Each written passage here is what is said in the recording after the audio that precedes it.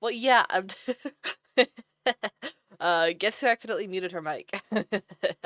um, well, thank you for telling me that ahead of time. Okay, start from the top. This is gonna be a bring your own music stream. So in the top of chat, I've pinned a link for a SyncTube room. That is gonna be where I'm listening to copyrighted music. A stream will not have any music. Feel free to put on your own. Um, Ciero, I said, you're going to like this stream. You're getting the inside info. I said, this is gonna be a chill stream. Mute stream, honestly, I've been thinking about doing what some of those I've been so low energy lately.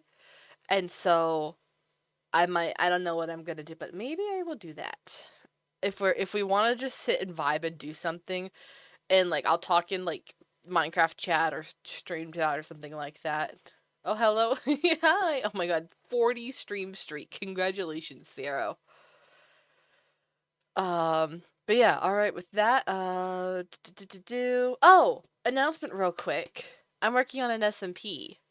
I announced this on my Twitter today that me and my friend Campestral, we both went independently went viral of went an SMP for Minecraft artists doing like custom skins and models and stuff like that would go crazy over a long period of time because most SMP die so fast, and there was people that wanted to play for a long time, so we were like, okay, let's combine all of these. And so over the course of the last week, we've thrown this together.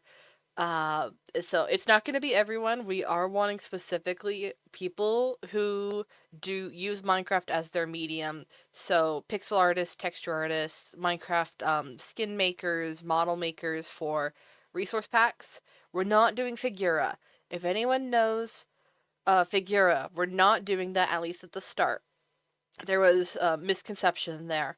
And so we want to make it vanilla based, specifically because this is very much wanting to highlight the types of art that the Minecraft community is based upon that doesn't get as much recognition as it should.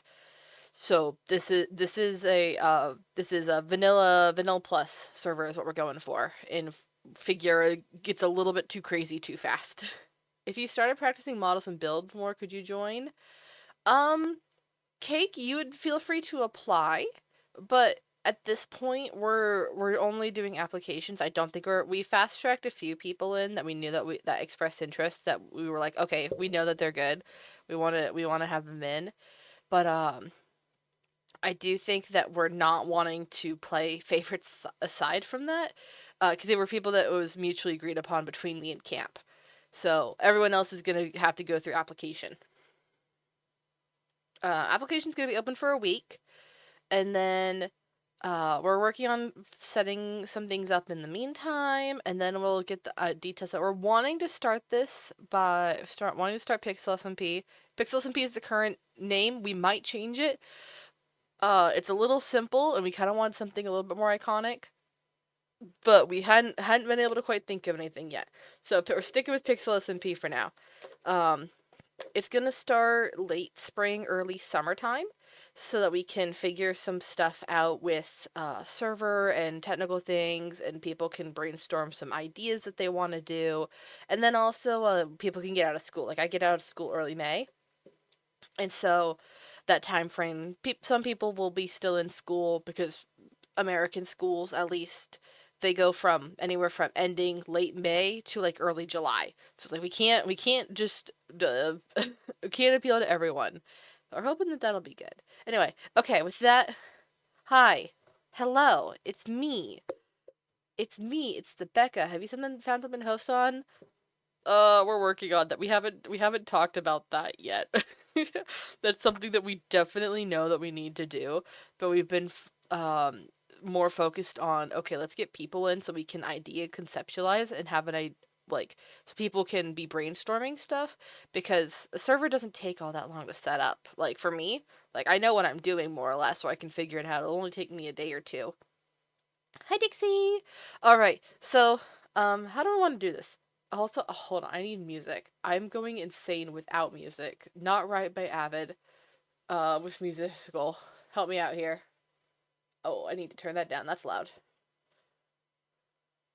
Alright, and I'm making sure. No, okay, no more sounds. Alright, music is going. Shout out to Ellipsis for being peak. This is true. Okay. So, we're gonna. What do we want to do here? Let's figure out. Okay, I'm gonna read back some of this stuff. So, to listen to the new CG5 White Lily song, I'm scared to listen to that because I'm mad at chapter 15.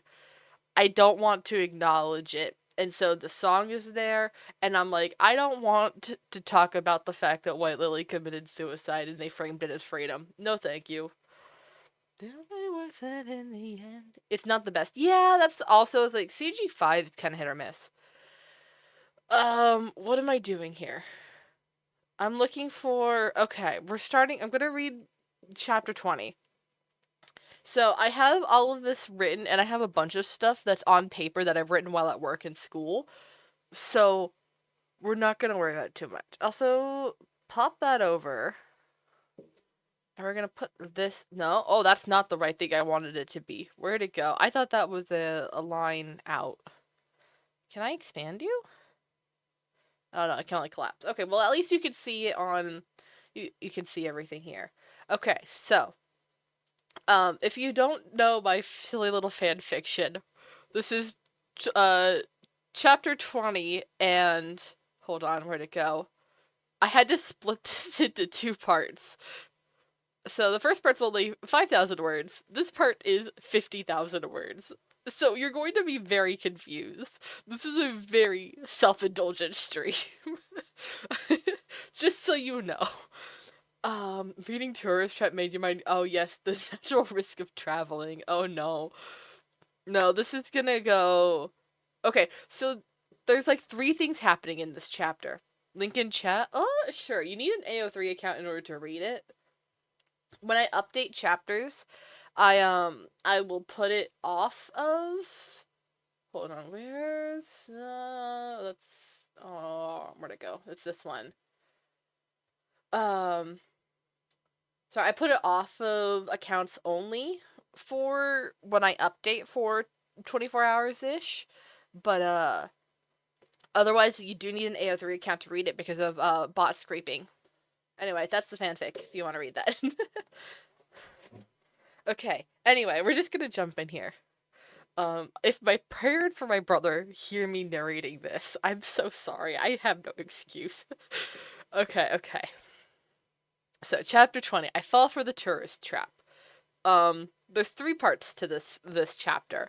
One, someone is really mean to Moon Milk Cookie. Someone's really mean to Moon Milk. And that sends him into a spiral. And then second part is calming down from the spiral a little bit and history dump. And OC introduction to Caramel Lace. And then C, part 3, is Caramel Lace interaction that actually ties off. And you, hopefully, the idea is to get a firm idea of Caramel Lace's character and where she stands. Because she's kind of been back and forth. Because Moon Milk is an incredibly unreliable narrator. Charlie! Hi, Charlie! What are you doing here? Welcome to stream! I didn't do any self-promo for this stream because it's very out of character. I want to focus on the, I want my tweet to blow up. Low-key, I'm not gonna post anything else because I want all my algorithm points to go specifically to the application. This has this has very few OCs. Charlie, you didn't have to do that. You didn't. Thank you for cheering 100 bits. Oh my god, do I even have anything set up for 100 bits? I don't think I do. I'm so sorry. I don't really get those. Thank you very much. How are you doing, Charlie? It's been forever. Oh, let me allow that. There we go. I need to add Pookie as there's too many people that call me Pookie that I have to allow through. That's crazy. Missing you? Oh, it's good to see you. It's been forever. I hope that you're doing well. Cake, first of all, side note, Cake, did you change your Twitch username? You're not the same. That's not the same cake that I'm used to. That's crazy. Um, Second of all, there's minor OCs because there wasn't any characters that were filling the roles that I wanted for this. And so the OCs have a name, or not have, they have any named character is there for a reason. There is a plan for them, to justify their existence. We're not inserting OCs just to go crazy. Oh, you kind of know Caramelace? Do you? I don't think I've talked about Caramelace and stuff because Caramelace is Caramelace is a OC variant of Lucky Caramel, but um, but she's very specific to this fic. You've been changing your handles. Oh, okay. Gotcha. I know Lucky Caramel. I know you know Lucky Caramel. I know you know Lucky Caramel. Don't get me started on Lucky Caramel. I have had no one to talk about Lucky Caramel to lately. Tell a fun fact. Oh, okay. Um, what's this do? This is I have to think of Charlie, give me a fun fact, a category or something. Just give me something random for me to pull a fun fact out of. This is birds? Oh, humans and birds are distantly related, that they came from the same common ancestor, and so a bird's wing has the same bone structure, granted very warped in different proportions and such, but it is functionally the same as a human arm. In that all birds have a little wingtip at like the end of their actual arm where their biggest feathers end. That's a whole just cluster of bones. That's where their hand has evolved into, and it doesn't really do anything.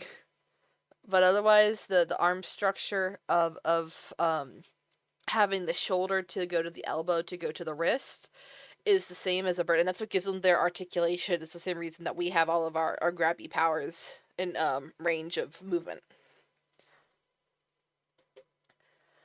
That's actually very interesting. Your favorite bird is a spoonbill. Oh, fun. Okay, I gotta lock in here. Okay, we're going to do some reading, and I'm not going to read chat. I have to lock in. We're 16 minutes into this, and we've just been yapping. At some points, this will be a glorified just chatting, but also I do want to lock in a little bit. Okay, so chapter 20. I fell for the tourist trap. We're 20 chapters and 55,000 words into this fanfiction. I'm not going to explain all of it, by the way. Okay, Moonmilk did not like this by any means, but he allowed himself to be dragged along in Black Sapphire's plan. Candy Apple had leaned over and whispered not to worry too much. He does this a lot, but Moonmilk has been caught off guard, has been more caught off. Sorry. Okay, I have to remember what's actually going on here. I have never done this before. Okay, let me pay attention. But Charlie!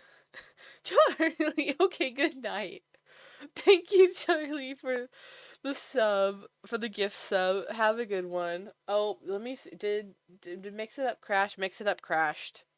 Cool. Hold on. Let me restart Mix It Up. No, we're never starting this fanfiction. Where'd you go? Hold on. Give me a moment. Gotta restart it. I've tried fixing it. Okay, I need to not be angry. I'm not actually angry. I don't know why it crashes still.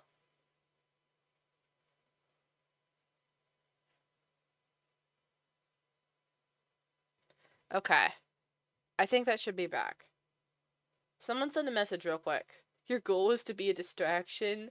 Well, you certainly can accomplish that. Have a good night, Charlie. The legend says Becca's yet to start writing. So this is what happened the one time I did a writing stream previously. The same thing happened, and people from like the writing category on Twitch got really mad at me for not writing and instead talking to chat. But I'm like, but you're the ones who told me to like came to chat and been talking to me. So I've been never done one of these since. Okay. So let me try this again. Moonmilk did not like this by any means, But he allowed himself to be dragged along to Black Sapphire's plan. Candy Apple had leaned over and whispered not to worry too much. He does this a lot. But Moonmilk ended up being more caught off guard by the fact that she was nearly as tall as him, and not the smile child he was so used to be pulling him down to her level. I might need to reword this. That is hard to read. A student tapped his shoulder. The headmaster asked me to give this to you, Sage of Truth, they said awkwardly, and held out a handwritten note. The sage nodded and scanned it. Sage of Truth, I've gone ahead and canceled your classes for today. Enjoy your time with your friends. If you need anything, don't hesitate to ask for me. Aside from being out for a bit around noon, I'll be available. May the truth be illuminated towards you. Headmaster Caramel Lace Cookie of the Starspire Academy. I forgot that I named it that. Cool. I don't know if we're going to keep that name. It didn't have a name before now. Get the popcorn. Oh my gosh. You guys are crazy. Well, what kind of ice cream we getting? I'm personally partial to chocolate chip cookie dough. Okay. Moonmilk did feel a little touched, but also, again, confused and suspicious. What was up with her? It's a bright, sunny day outside the spire. Despite the chill that was in the warm autumn that was in the air, as autumn had fully set in now. The meringue trees local to the area were shedding their cream branches and soon would be barren, minus few puffs throughout the winter. You actually have popcorn? Oh my gosh. I'm jealous. Chocolate Nutella or love. There's Nutella ice cream? Actually, I do believe that I remember there being Nutella gelato. When I lived in Italy, there was Nutella gelato. I don't know if there's a Nutella ice cream in America that I've ever seen. Okay. The followers of Deceit and their former master all exited the academy and made their way down the long stairs leading to the doors. The sage floated... Wait, why are we... Oh, to the front doors. Okay. The sage floated along the ramp on one side, Candy Apple and Black Sapphire taking the steps. Surprisingly, no one really paid them any attention. A few cookies waved to the sage as they came and went, but no one stopped them. The sage was glad that no one cared about him right now, unlike inside. He took a breath of the crisp, cool air with a hint of sweet fermentation. The sensation was novel, but familiar. His memory reminded him that around this time the forest's plethora of wild blueberries would be starting to decay at the end of their season, and their cream-based ecology would start to curdle before it all melts away in the next rainstorm. Not me trying to do crazy world building about the area around the spire, since we got no information on that from the main game. Let's see. Candy Apple whispered something into Black Sapphire's ear. He sighed but nodded. Just don't go too far, so we don't need to go looking for you when the guide arrives. Candy Apple's polite smile turned devilish as she giggled mischievously and nodded. She pranced down the stairs with a flap of her wings as she bounced over the last step, then drifted across the town square to the fountain where a group of teens were gathered. She greeted them, and the group waved back, and quickly she was added into the group's discussion. Okay. Black Sapphire watched her with an expression Moonlight couldn't quite name. Something exasperated, something tired, something fond. This is essentially... Black Sapphire is essentially Candy Apple's dad, but also kind of older... Not really older brother, very specifically, like, he takes on a fatherly role here. So he's just watching his teenage daughter, which is significantly older than being a teenager, but mentally a teenager. And is what's going to happen here is that Candy Apple's gonna start flirting with boys as her way of pulling pranks on people nowadays. And Moonmilk's gonna be like, what the hell? And Black Sapphire's just like, I have tried to stop her. I can't. She's a force out of my control. And also, and then if Candy Apple ends up back up in that scene for the conversation, she's gonna be like, also, she picked it up from Black Sapphire in the first place, hinting at Black Sapphire x Silverbell, because that is a thing, and it's going to become relevant later. Moonmilk getting a reminder when teens act like that, lol. Oh yeah, he's going to have never, realized that before. Never known a teenager personally. And so, well, what do you... I think Black Sapphire, he might have known as either like an 18-year-old to a young adult. Um, when they first started like getting to know each other. Black Sapphire and Moonmilk are not a shep, by the way. Um, okay, and so that's notes and stuff, and we're going to skip those. So we've skipped the entire the first part of this because I don't have that written. I keep fighting to write it, and also I don't know where my notes on it have gone. Hold on. Where? What? Oh, sorry, that's me smacking my microphone. This is where Becca has to go consult her notes. Okay, no, the ones that I have written and what we're going to be writing today are not the section with a guy called Elderberry Tea Cookie who, long story short, he thinks, the sage should not be the sage and not get to be his own person and should act like the fount of being a living, knowledge dispenser.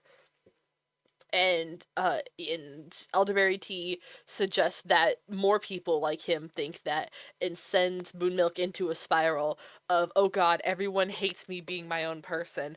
I was right on people liking me. Um, I should have been selfish and never come back to human? Mortal society again, yada yada yada. Um, and then he eventually just says like, well, okay, well, screw you too, and leaves. But he's definitely shaken up, and that's where we get off. That's where we end up here. So, Moonmilk couldn't let himself relax, even as he hovered in the middle of the street, invisible. It didn't matter that he knew logically that no one could see him, couldn't hurt him. He felt frozen in place and jumped at the slightest shift in his direction.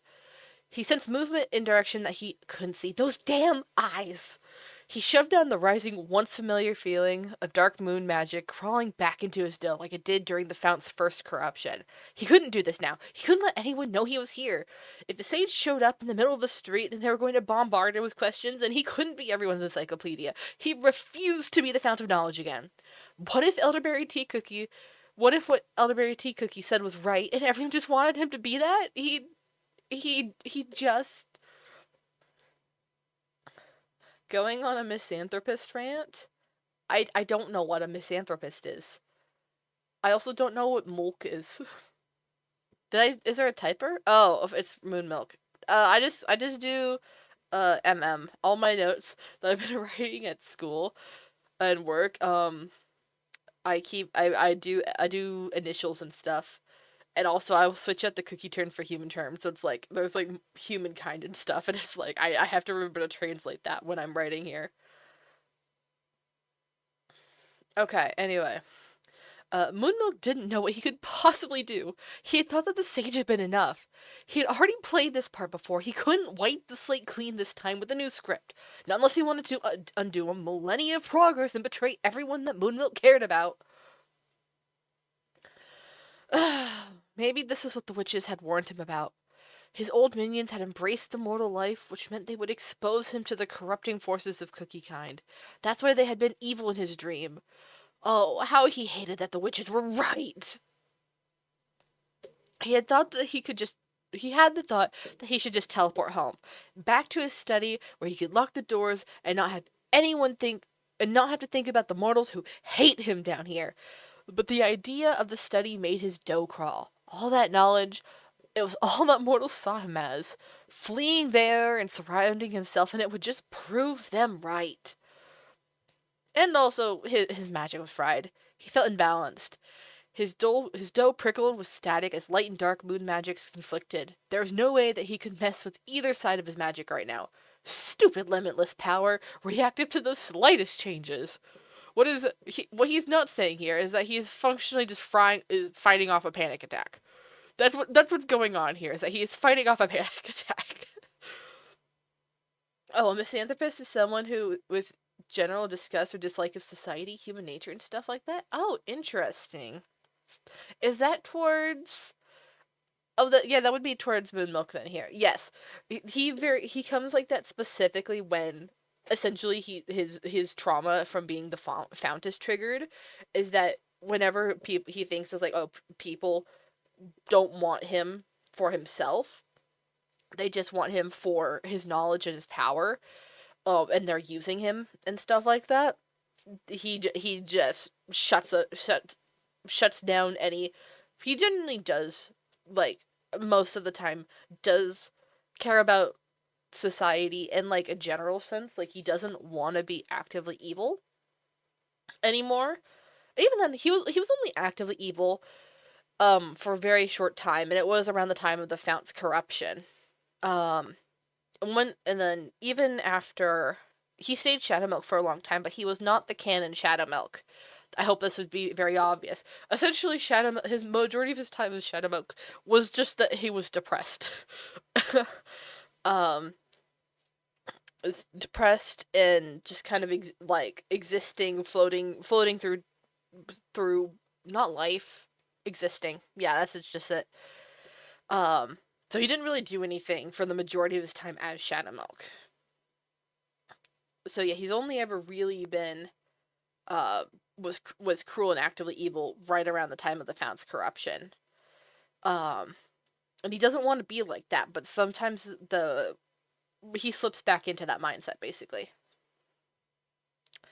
Anyway. Okay. Outrageous giggling snapped him out of his spiral. Children's laughter. Shouldn't all the young does be in school around this time? He thought he remembered something about mandatory schooling being run by him at some point. He hadn't cared that much and had signed it without reading it over. He already had his hands full of academics. As long as he wasn't expected to handle a bunch of screaming toddlers like they tried with the Fount, he'd let mortals do whatever they wanted with their offspring. Another bout of high-pitched cries went up. The apprehension of being seen weighed against his curiosity to see what had kids so excited. As long as his invisibility spell held and no one bothered him, he should be okay. The trail of shrieking and laughter led him back to the plaza that had a name, and I can't remember what the name's called, where he found the crowd. Sitting around his podium was a gaggle of small children rocking on their knees and locked in on the orator on the podium. Their parents were loosely gathered at the edge of the kids' ring or sitting on benches with books and notepads of their own. The implication here is that people still do their own studying and stuff. Just generally, his people are knowledge seekers, regardless. That's something that's going to get into later. That's like an Act 3 thing. Moonmilk got closer and snuck into the gap in the adults, and did a double take when he saw who was using the antique podium that he lectured on every day. A form came out of the dust, a hulking shape taller than any cookie in the Golden Cheese Kingdom. Golden Cheese herself readied her spear. The unknown cookie came closer and closer. The cheese birds ducked deeper into their houses and left the Golden Queen all alone to face this unknown stranger. She moved forward towards this enormous red cookie. The stranger stopped as she moved closer and closer. The gaggle of children leaned in. Moonmilk watched as caramel lace of all cookies reciprocated, getting on her knees and leaning over her audience. He had no idea the headmaster spent her time entertaining children. How cute. Caramel lace lunged out. The kid shrieked, and then she jumped back to her feet, long skirt swirling, and mind embracing the air. And then the Golden Cheese Cookie hugged the stranger. It was Vital Spice Cookie, who holds the sole gem of sustenance. Caramel Lace stepped to their left and looked to the other side of the stage. When she spoke next, she used a higher-pitched voice and attempted to mimic Golden Cheese's exotic accent. "Don't scare me like that, you oaf!" She went back to her own voice for narration. But she meant no harm, as the Golden Queen smiled up at the ancient she embraced. Okay, and that's all I have here, but this is where we're going to pick up writing, because this is what I have actually written. It feels really weird to write out the things that I would just do with my voice because I'm reading it out loud, but because this is written for a textual format, I'm trying to indicate, the voice inflections and stuff like that she's pretending to use golden cheeses and burning spices, and here he's called Vital Spice's voice. Golden Cheese was mentioned and you locked in. Okay, but Golden Cheese and Vital Spice are two of my favorite characters in this. I love their dynamic. Unfortunately, I don't know if I'm going to have any kind of serious plot relevance. I haven't quite figured out what to do with them. But in this, essentially, it's a the apprentice has surpassed the mentor sort of dynamic with Vital Spice and Golden Cheese. I know their backstory is they have a future spinoff. My plan is that my plan is that in theory, once this main fic is done, I would do like one shots and stuff of some of the characters that Moon Milk wouldn't have any interaction with. Like I have something with um minor spoilers of Pavlova and uh I keep wanting to call her Sugar Spice, which doesn't make sense. Sugarfly. Um they have I have an idea for a very sweet scene from them, but it's literally just between them and kind of Eternal Sugar. But that is I can't say anything more than that. That is just very very that is um there's plot relevance there, but also that individual scene is just private between them two. It just kind of happens in between major plot things. Sugar Spice sounds like a ship. It kind of does. Also, would be a good OC name. More Becker writing? Yes, more Becker writing. Trying to think. What other spin-offs do I have? I don't know if I can scroll down because on here I know I have spoilers. Actually, do I? Oh, I mean I've already showed it here. Hold on. Planning Madness? No, I can't click that. I'm not going to click those because that will give me spoilers. I know that I was writing I'm covering it anyway. Oh, well, I can't click into the drafts that are on this side um because that will pull up the text in the main editor and then everyone will be able to read it. Okay. The one that's spoilers is of it's spoilers in that there's a singular name in here that is plot relevant, but I haven't revealed that it's plot relevant yet.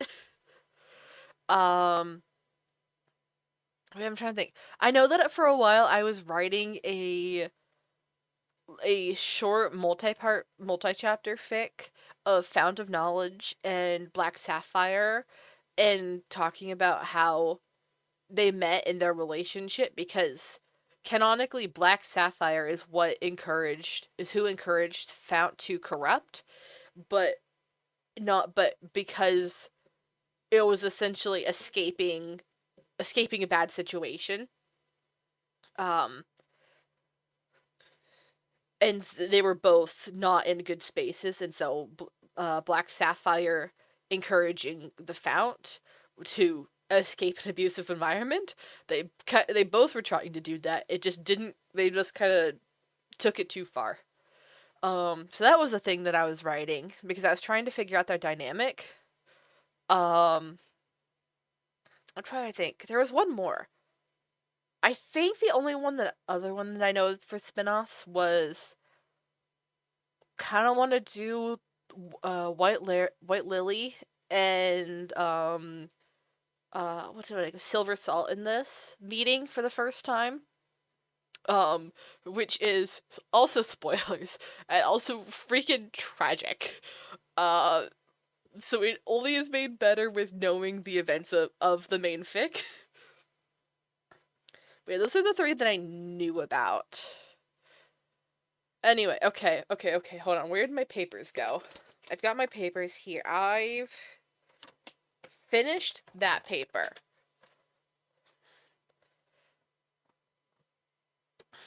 Let's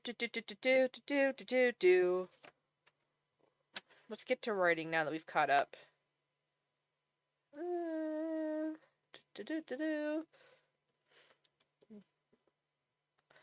Let's filed up. Okay. Let's say the ancients, because in this fic, all the ancients actually refers to the main game the beasts, and then the ancients in the main game are called the awakened because the beasts never really corrupted here. So they kind of also modern cookies that don't know the difference, they just kind of call everyone that's like super old ancient and they use it more as an adjective or a category. versus for the beasts and the ancients in the game, it's ancients and awakened. I keep losing my spot. Hold on, I can cover a bunch of this up.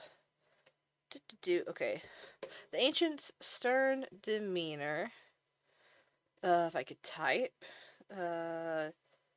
Broke as he sighed and grinned at the smaller cookie.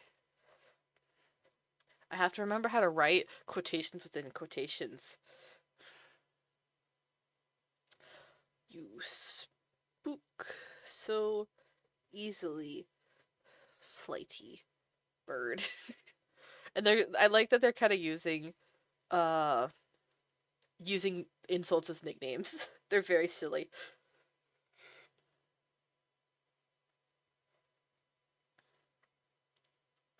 Frogger Boop, hello, welcome to stream.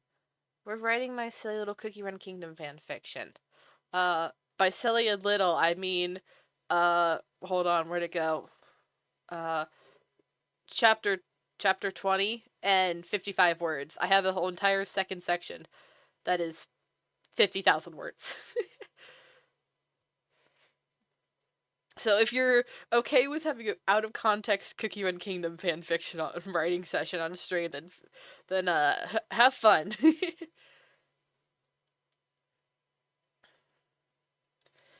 Vital Spice said, consume liquid. I can do that. I don't know that my sounds are working.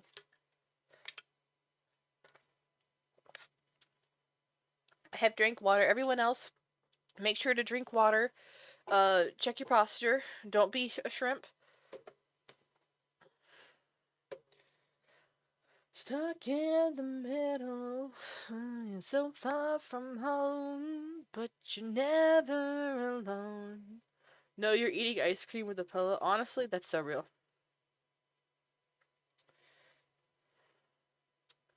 Caramel. Okay.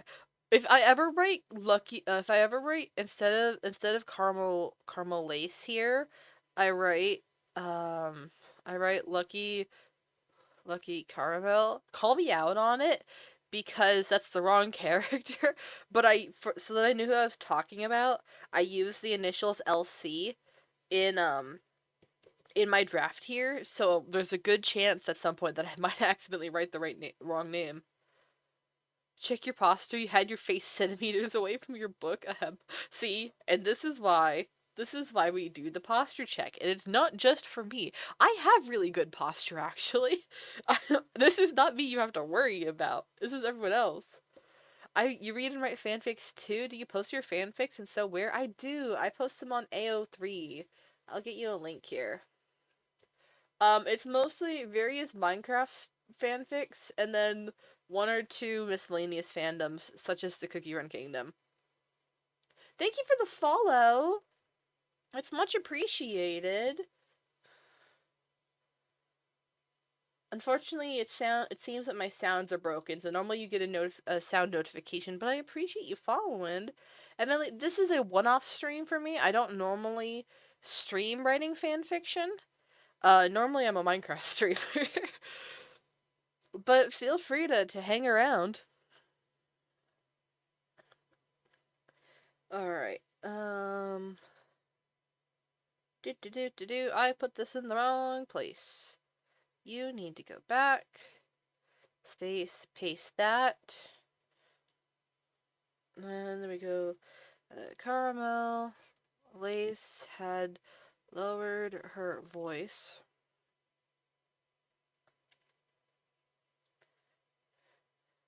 In a vague impression of the ancient. You love Minecraft, so no worries? Yay! We love Minecraft here. Funny enough, I'm starting an SMP for Minecraft artists that make like Minecraft skins and models and stuff. So we're gonna be starting that in the new in come in the next few months. Oh, we also hold on. Let me pull this up. Wait, can I pull that up? Hold on. Before I leak something I'm not supposed to. I don't think that I did, but I saw I saw my school's homepage for a brief moment. I got scared. I'm gonna show my moderator page real quick. Let me show the Cookie Run Kingdom pack.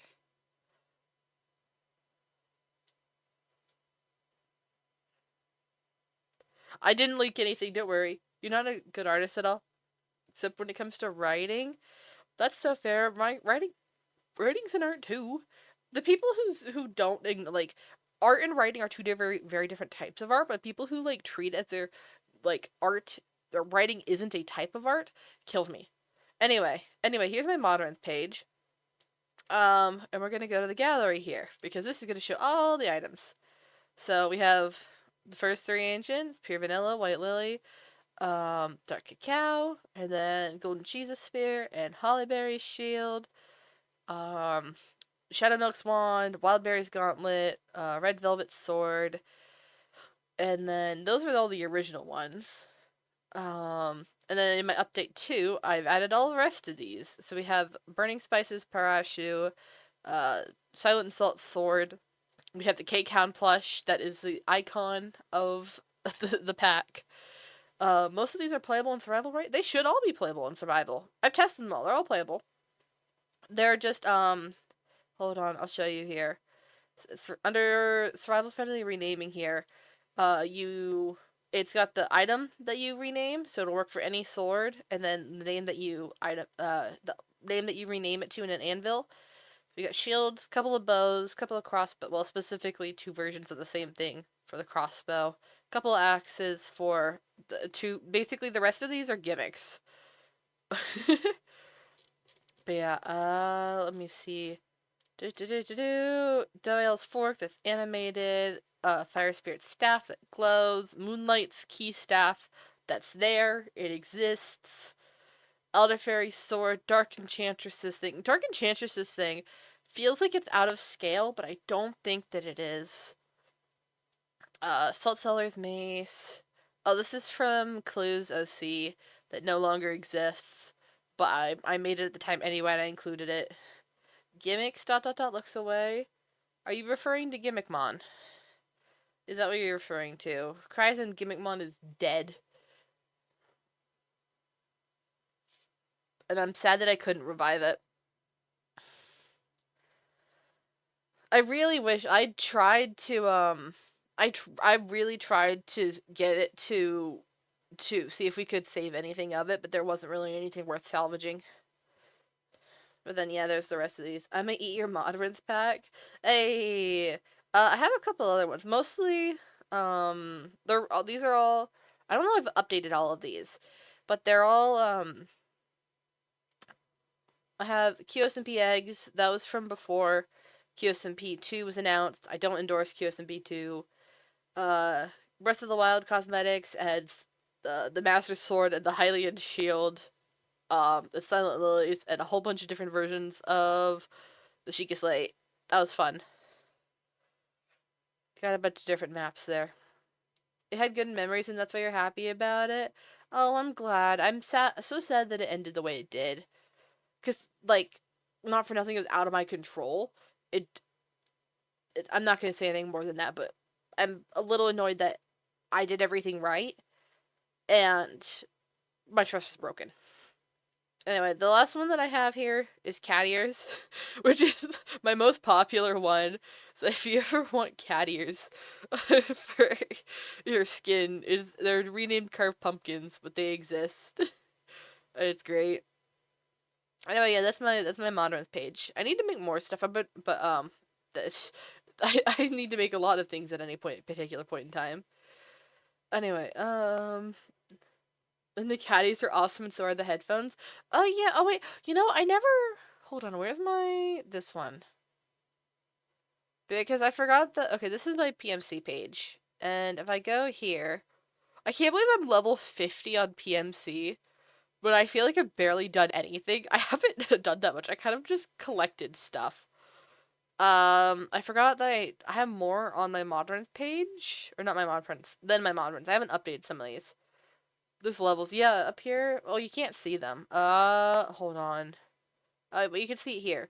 It says Becca level 50 Grandmaster. There's experience on Modrinth that when people hold on, let me click on Garth, for example, if it'll load.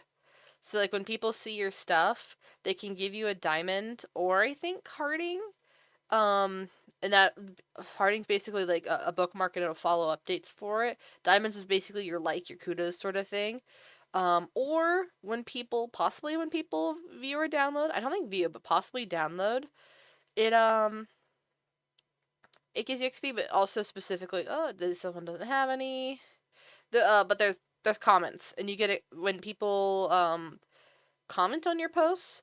Then they give you stuff. I think that like giving diamonds and commenting on other people's posts give XP as well. But I don't do that. I'm not active on here as a social user. I literally just post stuff every once in a while, and it's kind of popped off a couple of them, and it's worked out well for me. Anyway, all subjects, texture packs. So we did Cookie Run Kingdom, QSMB eggs. Okay. So I didn't know what to do here, so I kind of feel bad it was that. So that was me recreating this here, ironically. Let's all move from Twit to PMC. Move from Twit to Blue Sky. It's functionally the same experience. But yeah, I have this one has easels, the big paintbrush. There's also small paintbrushes. Hold on. This is the normal size for the paintbrushes, but if you put them in the offhand, then they turn really big. I thought that was funny. We got the paint palette there and the paint buckets. And that's all this pack has, but eventually I want to do more like different types of art. Like I want to do like a clay set or like some drawings. I have a stationery set, but I need to update it. It's not very good. It was one of the very first packs I made back for Colonies SMP before that died. I locked it on homework. What side quest are we? Minecraft texture packs that I've made is the current side quest. I see this room and you think of sense, Mike. You're not wrong. I want to eat the bucket. Next one here briefly is potions, which is literally just basically these colorful potions, in different colors. That's all it is. They don't even go. This is false advertising. They don't go into the alchemy stands. I had to manually put them there as entity models. They're just purely here for the displays. But they're pretty. I want to make more glass stuff. I love the technique that I made for these potions. I think they're awesome. This is one of my other packs that I'm pretty proud of. If I look here, there's headphones. My headphone gamer pack. And so we got 5 different colors of headphones: blue, green, pink, black, and then purple and red and black and white versions. We have a microphone that I need to make a better version of. This is supposed to be like a hand microphone, and not like a proper like desk mic on a mount or anything like that. And we got computers. I haven't updated this one apparently because I don't have the cat ears pack. I don't have the laptops or the phone. So apparently I have to update this. 1,000,000 things to do. And then the last one that I had that I haven't shown is the plushies pack, which I don't think has anything notable worth updating. I know that it's old, but I haven't made that many plushies since. But yeah, hold on, let me show. That's this display image, I think. This was the very first serious model that I ever made that set me out on this path. Is specifically from the Becca 4-Leaf Clover plushie. But we got the LA, the block bench. That's really just the block bench model, but it's set up that way. I thought that was fun. We got Jakey, we got Steve, we got Herobrine, we got Alex, we got the Craper, we got Gabby. Oh, I've made a lot more of these than maybe. I do have to update this. We made Techno, we got Grian, we got Sen, we got Holly. I know I've made Thea from Starlighter.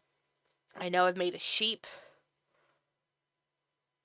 Have I not made it? I know that I made more. I just can't remember. But yeah, this is what I've got from my silly little texture packs so far.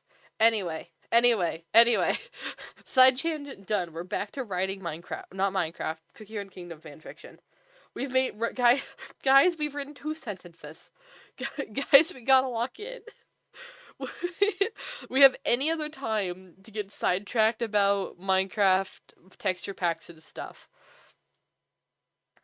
Uh, do, do, do, do, do.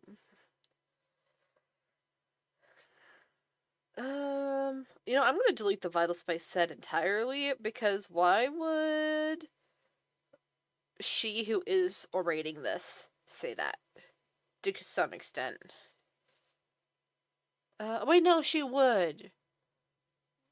She would because she's still introducing the characters. Okay. Said Vital Spice Cookie because in my rule of thumb, if cookies are referring to each other, they do what in canon they always have the cookie at the end. Um and so it's only in Becca writing the narrator that you shorten it just to their name and not have the cookie. We could just do it anything that doesn't this we could do a we just do anything this doesn't have a subject stream one day, go on random side quests for hours and then so I would love to do that, but my fear is that I'm not at a point where I feel like people will consistently show up to something like that because I've had it too often that I have planned stuff for special events and then people will act all excited and stuff for it and then no one shows up and I'm like, well, this is awkward. This needed to have more people here in order to make this interesting.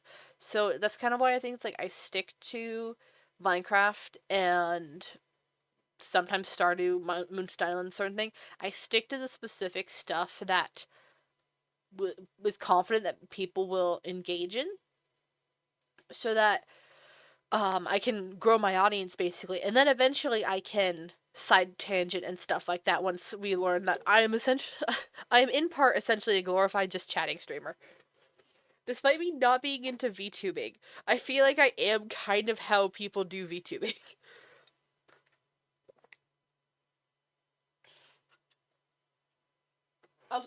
Correction. I watch a lot of like VTubing, like not clips of like specific streamers, but like I watch like VTubers with like how to and tips and tricks and stuff like that. So that's kind of my problem, is that I've done it in that way. Hold on. If I need to check something. If I tab out, it's okay. Crisis averted. It did not show my email. I had to make sure it wouldn't show my email if I deleted something. And I had on my other screen. But yeah, so we'll put that as a. Hold on, I might make a thread or something like that. For now we'll put this in Stream Talk. Notes for stream goals I'd like to do. Magma drawing stream.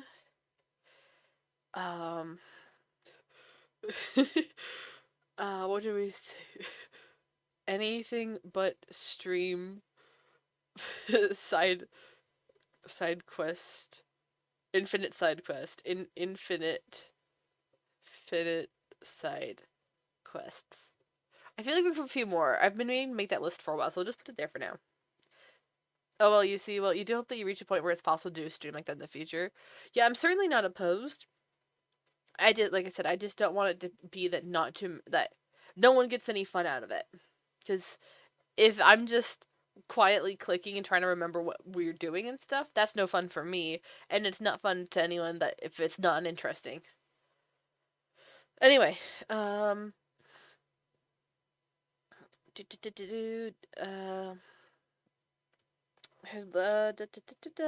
a brave impression of the ancient. Well, I had suspected it was you, but I had just enough reports of a great hulking monster. This is Golden Cheese speaking here. Uh, Making its way across the desert. Dot dot. To be unsure. Dot dot dot. Maybe you just need a new wardrobe. So people can tell you're a cookie. This is very very silly to me. Uh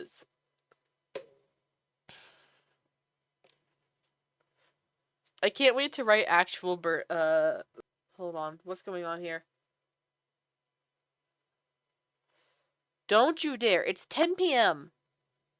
It's 10 p.m. You do not get to cut out on me at 10 p.m. I think it was just a quick blip. Just a quick blip. It was not even 30 seconds. We're fine. But I got so mad for a moment. For like I nearly saw raged because there's no one awake at this time. It's just me and my brother's playing games and stuff. There's nothing's going on. It's fine. Am I not back? I'm pretty sure we're back. Are we not back, guys? It shows. Oh wait, are we back? Because we're back. Okay, because on one hand it showed my video updating to what I was saying on Twitch. On the other hand, it marked it as offline, and I got scared. It was like, what's the truth? Sorry about that. Okay, I think the YouTube stream is fine.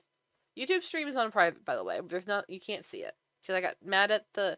Okay, by the way, for the time being, I am not streaming to YouTube publicly.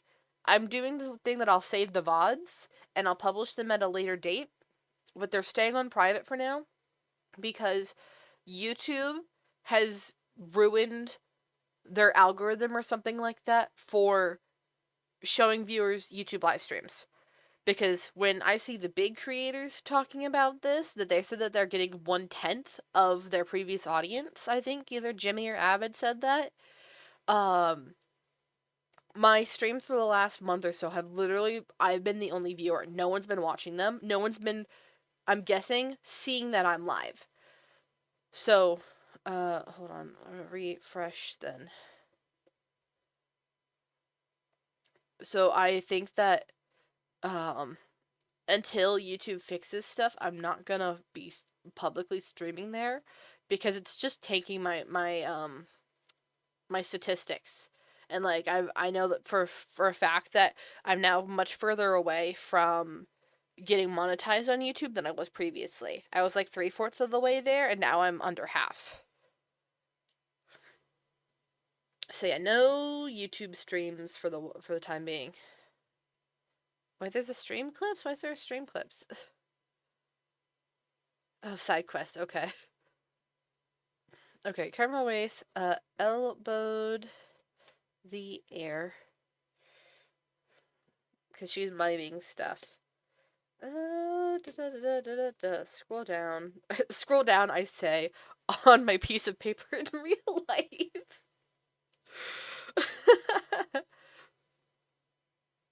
That was crazy of me.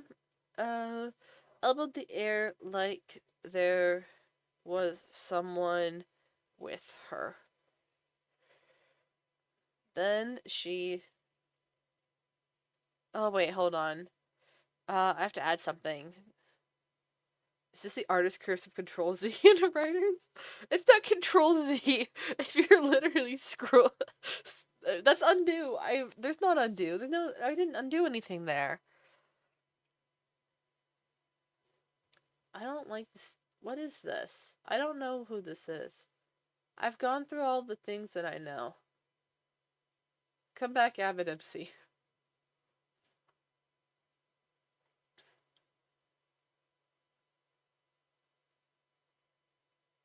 Okay.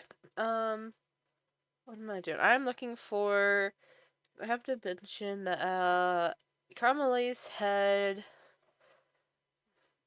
stepped to the mirror position of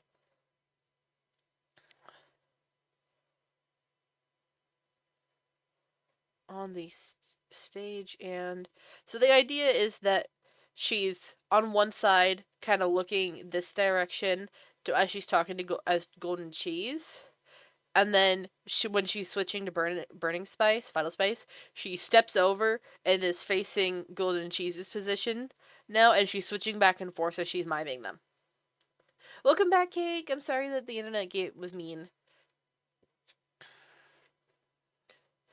And she Cloverbud, hello! Welcome to stream. We're writing Cookie Run Kingdom fanfiction on stream, and we're getting very distracted doing so. This is a glorified just chatting stream. It is another Clover. We love more Clovers. It's... then she... What did she say? Then she... stepped back... back... You're a 3-leaf clover? This is true. Hey, didn't we say that when we were together we made 7-leaf clover? This is a Cookie Run Kingdom fanfic.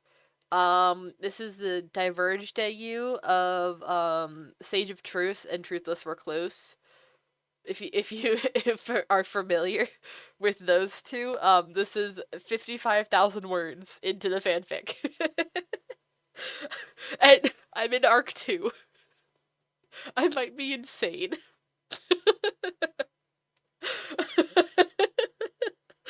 This is gonna be like 200,000 words, and it's gonna be the most that I've ever written. And it's gonna be on something that I can't even publish. I can't show my face. Say that, yes, I wrote this. The principle of the pinnacle of sanity. Oh yeah, totally, 100%. I'm here for these cookies. I've been waiting for this stream. It's not even Truthless Recluse. I feel bad that I'm doing it on this stream because I'm like, it's just Sage with the townspeople and stuff. There's no Recluse here. I miss. It's been like 4 months since I've seen the Recluse. Truthless, come back. Depressed Pure Vanilla, I miss you. You clipped it. Great. Thank you, Cake. Fantastic. I miss my wife, Sage. I miss them a lot. No, exactly.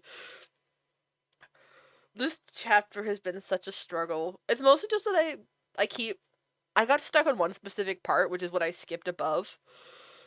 And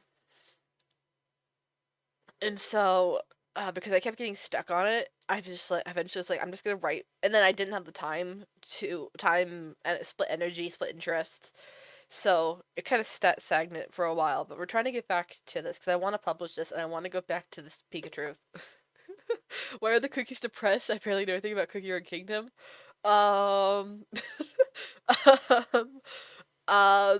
Multiple reasons. Zero. Frick, can I tell you that? I can't say why. I can't say why one of them's depressed. Why depressed, Pure Vanilla is here, because that is plot relevant. That hasn't been revealed yet. There is a very specific, tragic incident, cataclysm, I would say, that happens. It's so weird to me that, this fic was for a good long while since I started writing it, like, canon parallel, that it didn't always, that it, like, that's the thing that I often, when I'm writing fanfiction, I will write canon parallel, that the same sort of story arcs and plot beats are hit, but in a different context, so that it feels like it's a retelling of canon. But this is officially canon divergent because of the latest major lore update Cookie Run Kingdom did, was stupid, and butchered like half the character's writing, and so now I'm like, okay, this is officially canon divergent because I'm not doing what the canon story did. White Lily does not die. Why was I mentioned just before mentioning recluse? Because I wasn't sure. I was gonna debate on to ask on whether if I'd told you what happened to the Truthless Recluse and the Vanilla Kingdom to because that's plot relevant is there is like what happened to the Vanilla Kingdom. I didn't know whether or not I told you about that. Oh no, you didn't tell me that yet. Okay, I was gonna say I'm pretty sure I'm keeping that because that's at the end of this arc, of which we're 3/4 of the way through for this of the thing of the different chapters I want to hit. I want to say we're like I want to say we're like 2/3, 3/4 of the way through, and then at the end of this arc is the in between that is the Vanilla Kingdom. Because okay, for how I'm doing this, it's like hold on, let me write this out. So all of that is arc 1. And then there's this section that is the main of that was like a main event. And that was the fight that they had in the tunnels and the aftermath of it, and then goes into the forgiveness, and it marks a substantial change in their relationship and circumstances. And so then this is arc 2. And then there's more here, and this is going to be the Vanilla Kingdom. This is Vanilla Kingdom mini arc, which is it's probably more like this but for some reason the highs and lows it's easier for me to do it like that. So like technically it is very much that's all of arc 1, and then this is all of arc 1, but how I think about it is that arc 1 event, arc 2 event. So yeah. The bird app goes crazy. Yeah. Funnily enough. Okay, so not to be political on Maine, and I'm going to be vague about this, but I feel like this is a thing that people should know. Twitter is for the time being, semi-usable app, which is why I've been back on it, because of, long story short, the ongoing wars in the world, databases in certain countries have been bombed, and apparently in those countries in these databases was the holding operating center for a significant amount of the bots all across the internet. So Twitter bots have largely disappeared. Tumblr porn bots have largely disappeared. So war is bad. I do not condone it. But neutral fact is that the internet has become significantly more usable because the data centers in the Middle East. You'd be surprised if you depending on what side of propaganda you believe, what country it is that they were hosted on. And that's all I can say on that comfortably. But yeah, so bots and AI have been taken out recently.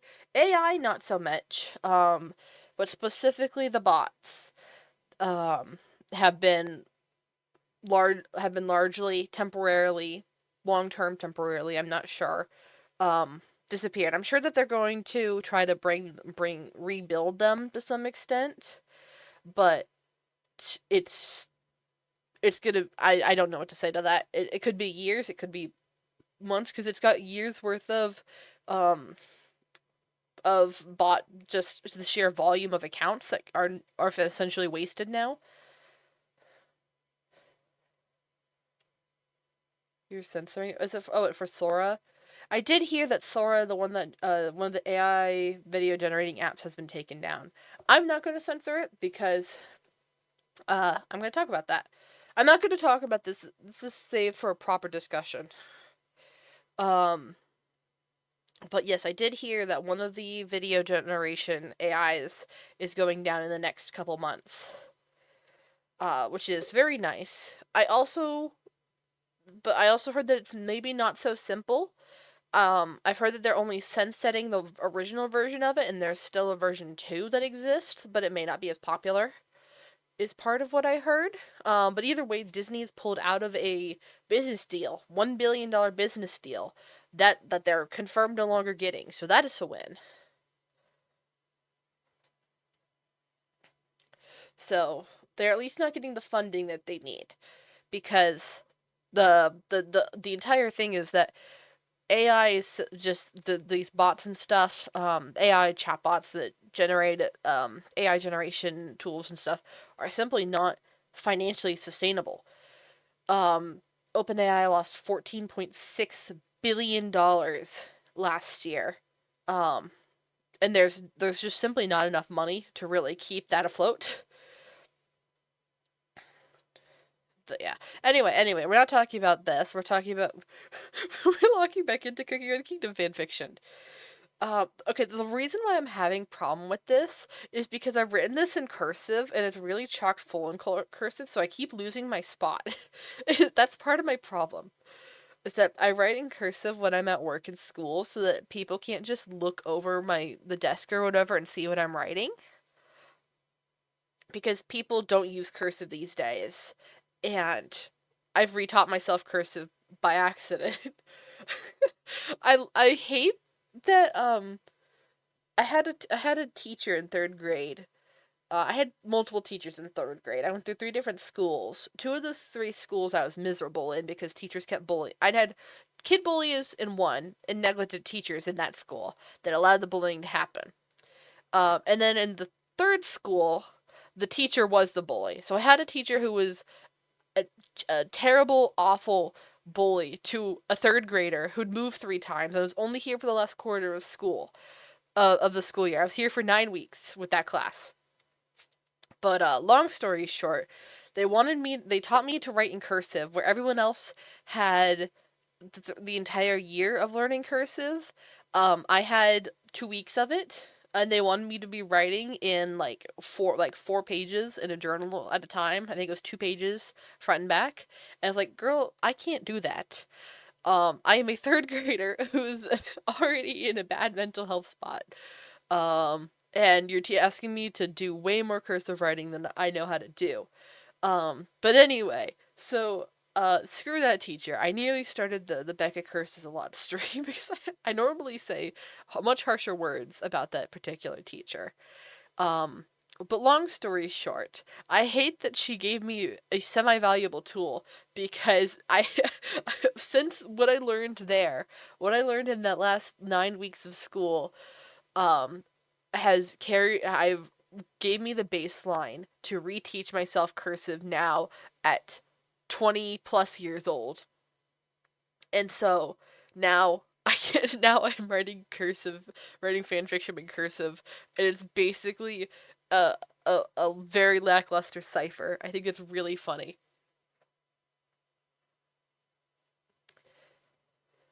Okay, anyway, I really wanted to do the cursive letter for the P.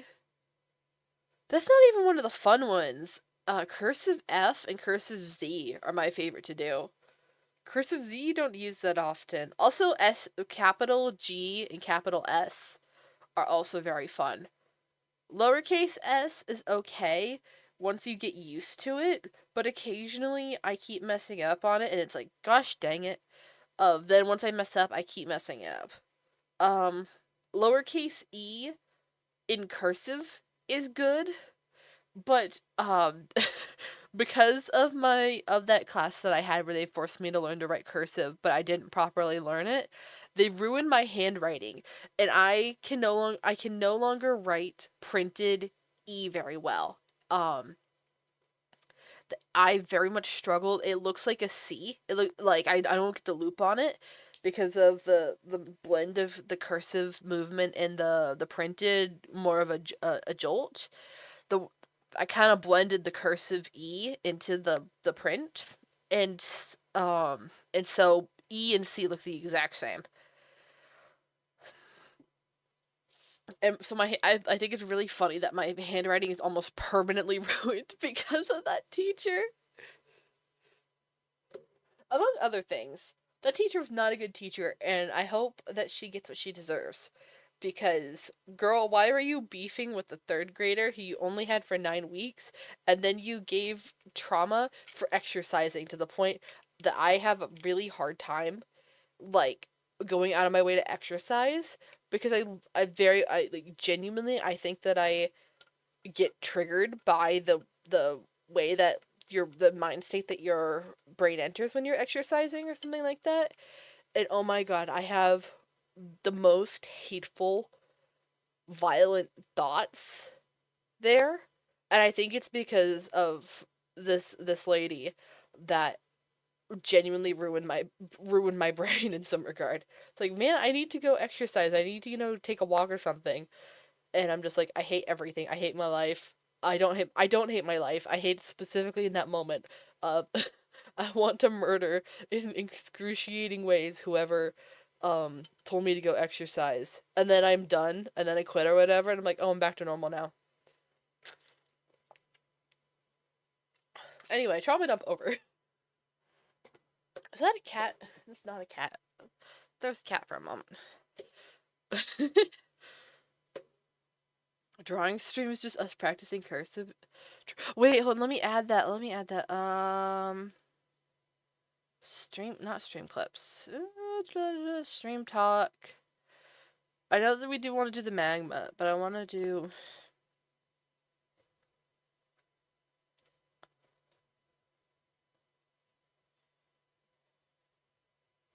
There we go. Added something else to the stream goals thing.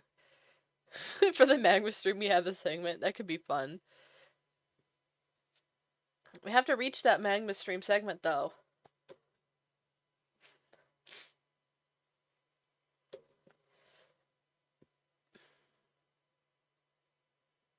Okay. Then she stepped back. And turned to where she had just been.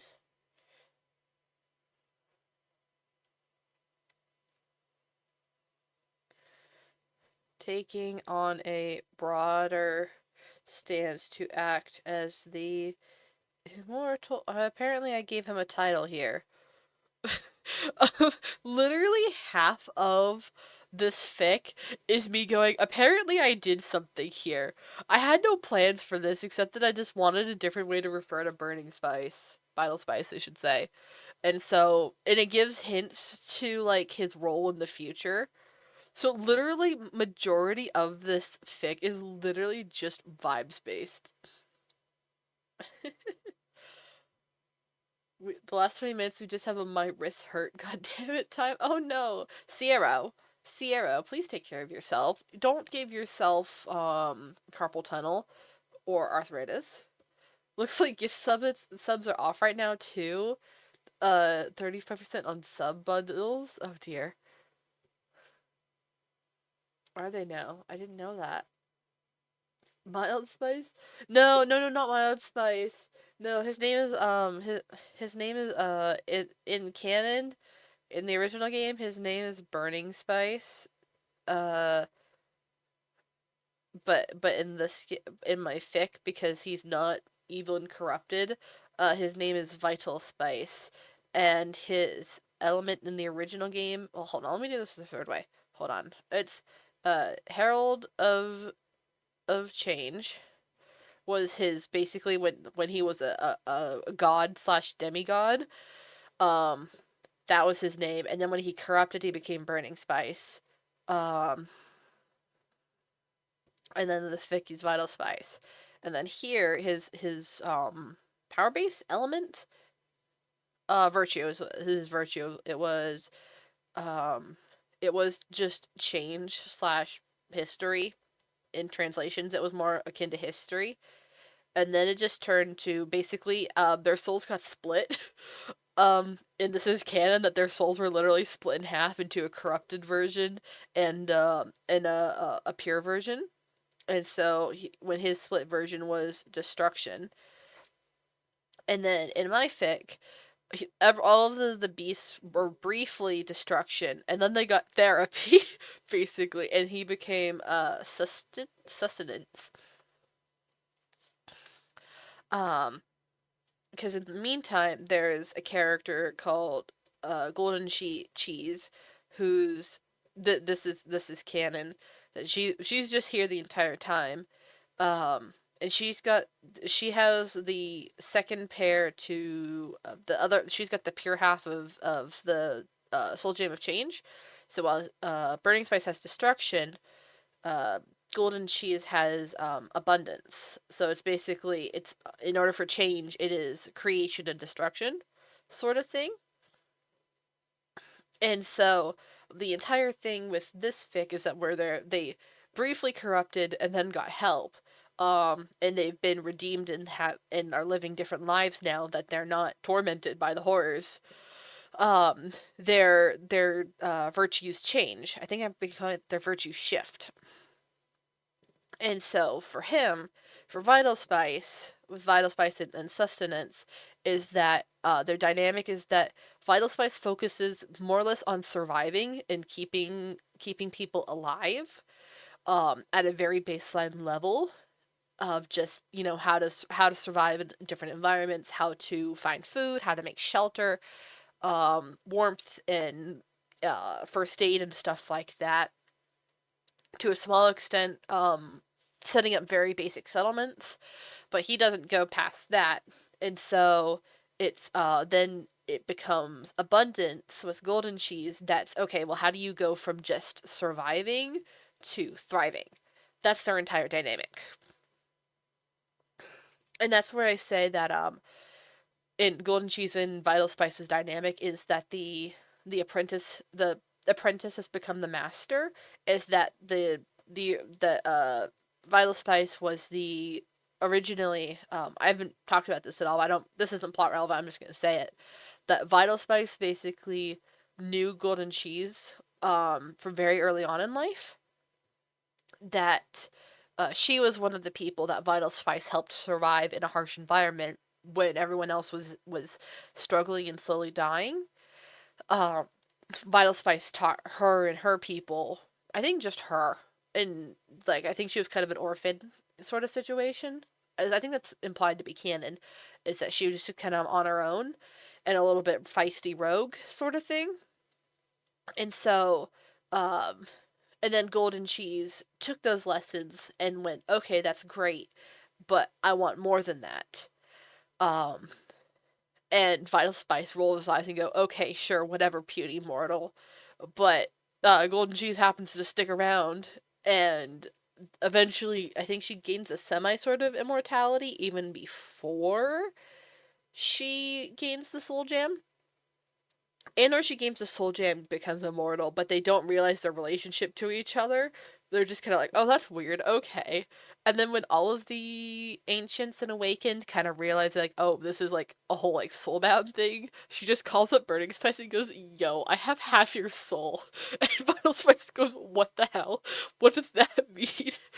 And that's pretty much it. They're no longer beasts, they're besties. True. True, that's basically it. So yeah, it's very much a oh, how long have I been Angie? I didn't want to be Angie. But yeah, it's basically it's mentor and apprentice, not quite father daughter. I wouldn't say that, but there's certainly a very very close um some kind of parental adult trust figure, and and like I said, mentor and apprentice. So I have your soul. I'm sorry. What? No, exactly. Yeah, there's some sort of familial bond there. Exactly, because me being a race makes it so that it's very fun and silly to make queer platonic stories in in these things, and so I'm like, romance, nah. A couple of them are romantic, but also they get funky with it. I'm trying to think. I think the only ones that's explicitly, no, I was gonna say that's not true. Dark Cacao and Mystic Flower are just straight up married. That is just canon. That is been explicitly stated. Moonmilk talks about going to their wedding, and then Hollyberry and Dreaming Sugar are essentially disaster lesbians. The disaster disaster sapphics. Um, and everyone knows is like, okay, they're an item, but they have not figured out what yet, and they're kind of on and off so much that they can't figure themselves out. It's been like this for like 500 years. It's really funny. Wait, huh? Wait, did you wait? Have no one picked up? Hold on. I've explicitly said this. Hold on. That's the wrong way. Don't go to that one. Okay, yes, that one. Hold on. Where's chapter 9? I think it is. Where's No. Where's the one where they go get lunch? I get ghosted. That's what it is.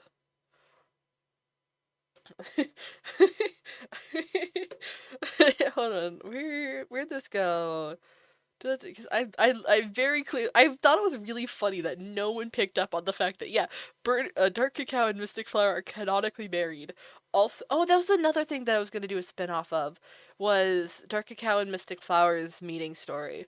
Dark Cacao was brought home specifically by Mystic Flower, and Cloud Hate is their adopted dog slash child. That's where he was talking about the chopsticks and the irony of it.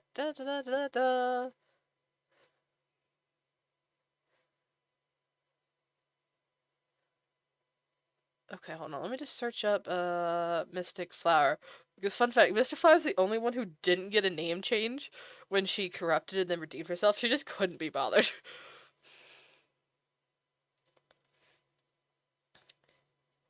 Okay, that's names. No, that's them introducing each other.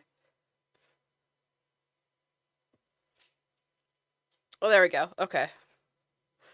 No, literally, he summoned his chopsticks, a set gifted to him by Mystic Flower and Dark Cacao cookies to use at their wedding. The irony was not lost on him, symbolizing unity, partnership, and coming together as a community. And then it says the 9 of them. This is very specifically. That is true. That I looked this up because Dark Cacao is based on Korean culture. I looked up and I knew that there was some amount of symbolism with specifically I knew Chinese chopsticks had symbolism, so I went and saw if similar countries in the region had if they had symbolism with chopsticks, and they did to some extent when it's like as a gift, especially like with as wedding gifts and stuff like that. That it's unity, partnership, etc. Um, and so the irony here is that with the 9 of them means that there's one left out. Oh, I deleted that. But it means that there's one left out. And guess who it is? Because the entire plot of this revolves around the fact that Moonmilk doesn't have his soulmate. And so I thought that was very fun and silly. You did pick up on that head in the hands. You mentioned it wasn't really for a romantic sense of marriage, but just for the context. Yeah, it was very much the, like I said, unity, partnership is them getting it is in part them getting married, but also the fact that that they all have soulmates. And then there's only 9 of them. One of them doesn't have a soulmate. Moonlight being the loner of the group. Because the idea here is that I would think that everyone got chopsticks. And so it's kind of a no-win situation of they didn't want to leave Moonmilk out of not getting these fancy chopsticks that I imagine that they're custom made for everyone. So Hollyberry, Dreaming Sugar, Vital Spice, Golden Cheese,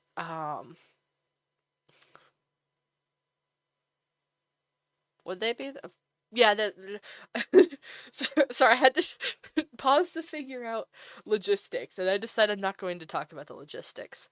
Um, but yeah, the thing, if they didn't want to draw attention to the fact that Moonmilk doesn't have a soulmate to share this with, but they also it is ironic that that was explicitly kind of what that was there for and what it believes in both Mystic Flower, because Mystic Flower I think comes one of them's like Taoism, I think, and one of them's Buddhism.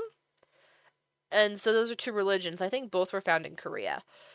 And they're opposing philosophies, if I remember correctly. Maybe Confucianism. I don't remember entirely, but one of them is very much the apathy of disengage from all mortal wants, and you will find peace and happiness in this and ascend. I'm not going to use the specific terms that I know because I don't remember what ties to what, and I don't want to offend people. Um, but then there's more of dark cacao that I think is the order in respecting your elders and the order of hierarchy and commitment to your people and your family, and that's what dark cacao is. And so their opposites attract, sort of thing. Slash, they just freaking hate each other in the main game because they refuse to give them any development. But anyway, yes. Anyway, side tangent of talking about that.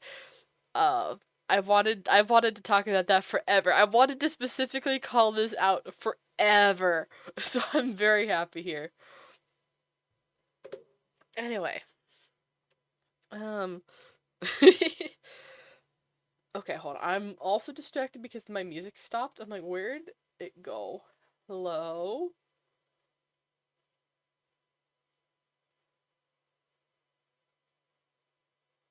I think we're gonna clear the playlist because I don't think there's any more songs in there is my problem. Where's this? We'll go click on this. This is a good song. I also cry when I hear this song. And also this is a fun. I don't think anyone's listening here, but to I myself, this is a Sebeka and Zeta song, and no one knows who Zeta is, but that's very lore relevant to specifically me. I need to make a playlist for like Sebeka songs. Okay, there we go. Anyway, all of this just because I was talking about the random title that I threw in there on a whim. Immortal Scavenger.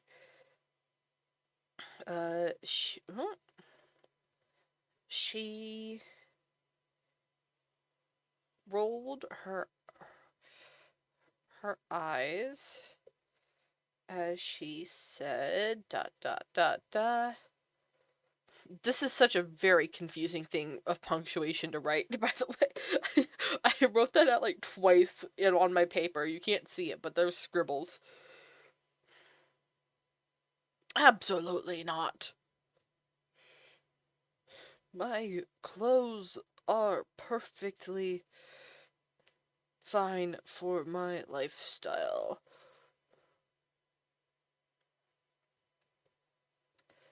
Um, Quotations. A quick step back to Golden Cheese's place. And then, oh yeah. Okay, this is kind of a crazy line here, but Golden Cheese goes, "Oh, so naked is good, uh, is good for living in the wild." And so, Golden Cheese would not actually say this. This is very much Caramel Lace adding something for the kids to laugh at. Oh yes, this is a very bold statement. Also, oh my god, I have to break up this paragraph. This is all of just Lucky Caramel talking back and forth, but that's crazy. That is way too much text. Yeah, so crazy statement that only Golden Cheese could get away with saying, except she would not actually say that. The Shadow Legion, thank you for the follow. Anyway, da da da da. Caramel Lace said with a smirk.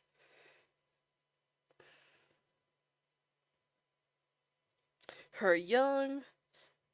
No, we'll do that as one sentence. and her young, immature audience. Hi, what are you writing? I am writing my Cookie Run Kingdom fanfiction. We are 55,000 words and 20 chapters in, so if you're not into Cookie Run Kingdom, admittedly, thank you for stopping by. This is not probably the best place for you at the moment. Normally I'm a Minecraft streamer. I just wanted to do this for once. So many words. Yes, I'm. Admittedly, I am an English major for a reason. We are 5,000 words plus in a mini side quest. Add another zero in zero. What is CRK? It stands for Cookie Run Kingdom. Uh, hold on. Cookie Run. If I could type. It's a 5-year-old mobile game of anthropomorphic cookies live in a desert world. But if it weren't that specific paint, it would be actually devastating high adventure story. They just gave it a very silly coat of paint for a very serious story. Um, for the fun of it. Yes, with depression. Yeah. If these were people and not anthropomorphic cookies, this would be like Netflix original, like the Dragon King type stuff. Didn't the plot start with the dog sitting? This is true. It did. That hasn't been relevant since 4.5 years ago. If they weren't cookies, it would be a very dark story. Yes, exactly. There is a entity which is made up of the half decayed bodies and the tormented souls of countless thousands of people that a cult used to essentially try to bring back their gods to their plane. That's how I tried. That's Avatar of Destiny that I'm trying to describe. Smell of jam and cookie crumbs. Oh yeah, that's the smell of blood and decaying body, decaying corpse. That is translated.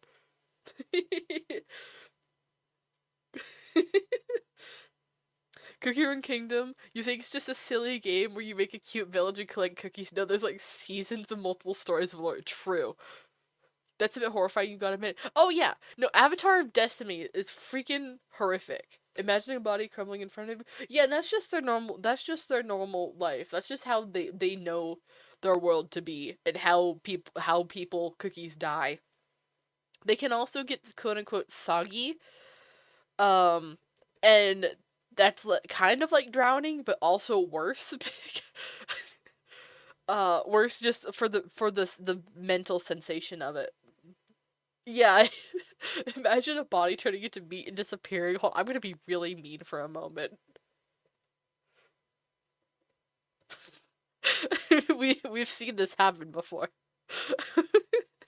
We've seen this happen before.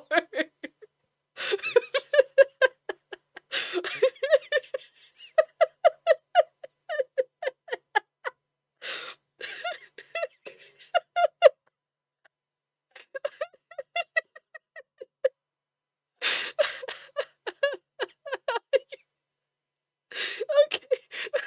You said that and I went, oh yeah, I've seen that directly on screen.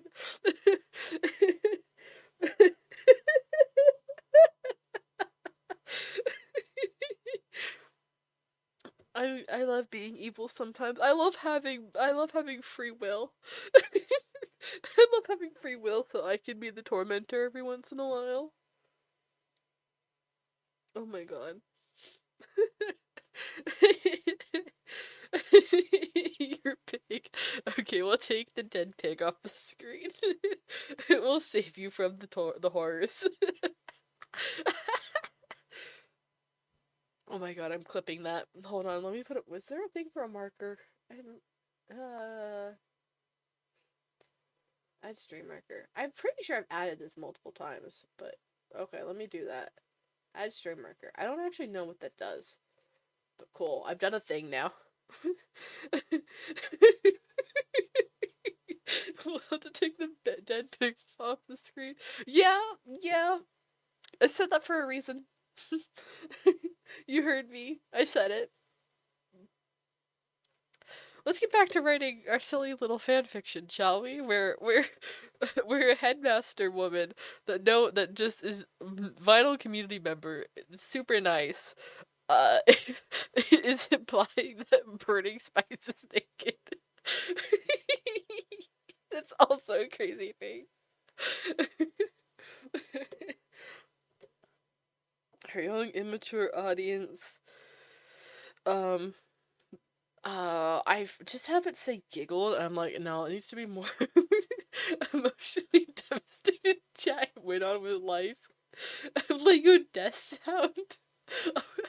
Remind me when I edit this into a short that I have the Lego death sound. That's great. I love that visual. Oh my god. We're so distracted. We haven't even written half a page. We've written like a quarter of a page in 2 hours.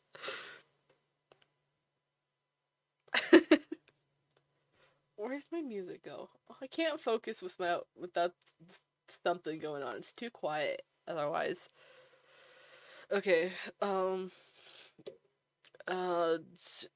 Broke into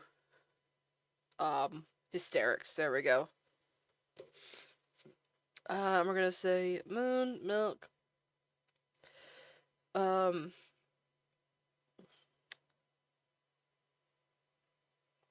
Trying to think like I don't think I wrote this in this version, but they're gonna be like it's like a bunch of heads here, and then moon milk could just kind of be chilling like that. So it's a thing of he's gonna have to like when everyone um when everyone jumps up, he's like, I gotta go up further. Does this make any sense? I love that I'm just figuring out how to make things up on the fly in text form. Something's not right. Who really gets to decide when everything is wrong? Take it from me, wait and you'll see. It's all I ever want to know. But now it's time for me to go. When everything is wrong, maybe you'll see eventually. Okay, considering that this song was written for Skyblock Kingdoms with the current arc that's going on, I can't believe that major death flags, not even for Vampires Avid, but poor SBK Avid. I'm still tired, eyes going heavy. I'm begging you to keep things steady. Stuck and told and drawn, something feels wrong.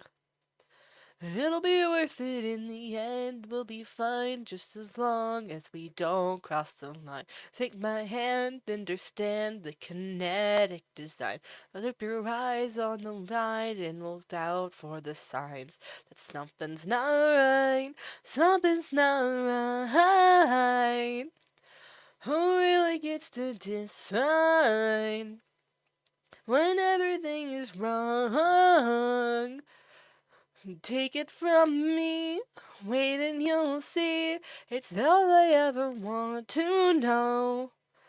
But now it's time for me to go. When everything is gone, we can we'll agree eventually.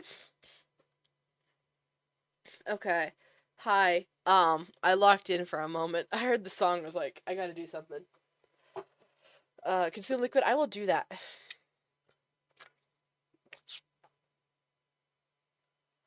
Thank you. Because between all the crying, the laughing that I've been crying at, I kind of needed to take that breather. Is it weird you're downloading the game? Honestly, not at all. Well, you're in for a long haul. I hope that you enjoy it though. It's if you like the game, then it's a lot of fun. It's not too hard to play. There is just kind of sometimes a little bit of waiting, but it's a thing that like you can play the full thing for free, and it's not that hard to even it's not that hard to get the some of the more premium what's it called, currencies. They give them to you pretty plentifully for free. How are you writing the fanfic? I'm not actually writing it, but I'm in a program called Ellipsis and I'm typing on a keyboard and I have pieces of paper in front of me that I wrote while I was at work and school over the last few weeks. And I'm supposed to be transcribing what I have on paper into the computer. I've been really bad about doing that though. Is it like League of Legends? No, it's a lot of different things. There's like a kingdom building aspect to it and resource management. And then there's like idle. In part an idle runner game, but it's not as like it's not so much an idle game in that you can put it away for like hours at a time and just it keeps doing things while you do nothing. Um, it's a lot of it's interspersed with like lore and stuff like that. And there's mini games and stuff that you can play. There's seasonal mini games. Um, oh, that sounds like your alley. Good to hear. We keep getting side quests every few seconds. This is true. We've been really bad. This is why I'm trying to get diagnosed for ADHD. Okay, what milks? Moon milk. Scrambled to get above the I'm just gonna put bobbing heads that now flailing all about.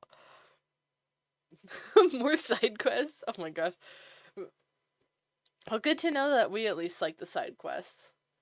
The question is, there friends in the app? There are, but they don't do a whole lot. There's a chat that's in the game, but it kind of sucks to use. For actually communicating and organizing stuff. So there's mostly just you add people and then you don't do anything with them. Don't forget they exist because it's more or less mostly a single player game. Yeah. To the loves, what's up? Hello, welcome. We're attempting to write a Cookie Run Kingdom fan fiction, of which I'm 20 chapters and 55,000 words into. However, this particular stream, we are getting very distracted about yapping about 50 million things. And in the meantime, I'm trying to finish I have a bunch of pieces of paper that I've written the story on while at work and school lately. And I'm trying to transcribe it into my computer. Um, which is why we have just a giant block of text because I didn't worry about paragraph spacings on my paper because first of all, this is technically all one person talking, but I need to break it up more because it's not also that. But yes, it's been an interesting time. Okay, da, da, da, da, da.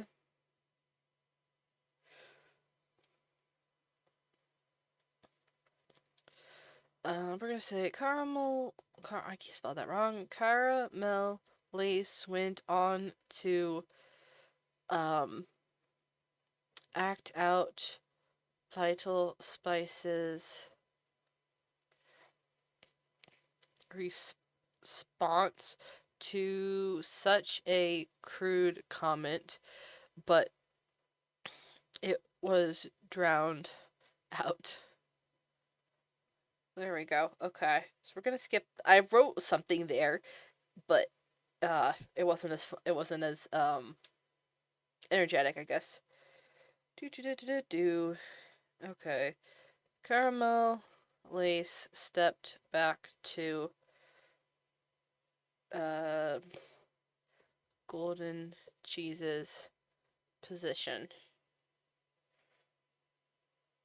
and faked a laugh. Come on then. Old man. only Cookie who get away with calling ancient god an old man and not be crushed on the spot for the comment. Come inside. I'll introduce you to my kingdom again. So they don't mistake you for a beast. I'll be mean and put the beast comment. I'll put a beast anymore.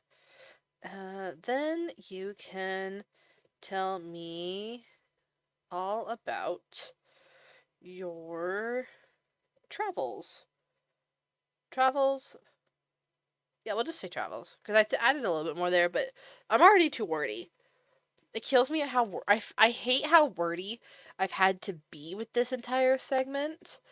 But I haven't found a better way to express what's going on here of Carmel Lace acting as two different characters at once, and switching between like on the stage, like stepping back and forth to indicate like who's talking. There's not a direct way to say that, unfortunately. What is the character telling a story to kids? Yeah, it is. Okay, so we're gonna pause here and space this out. Okay. And it was golden cheese, caramel stuff. Okay, I'm gonna break it up like when other people talk or like when she's acting. Uh, okay. We're gonna break it up when it switches who she's acting as. Because technically, because fun fact, I'm gonna get briefly distracted. You're supposed to, uh, if someone's say that caramel. That's not how I say caramel. Lace said this. Said caramel Lace, and then she continued talking. When the character talking switches, you need to press enter. Said, there we go.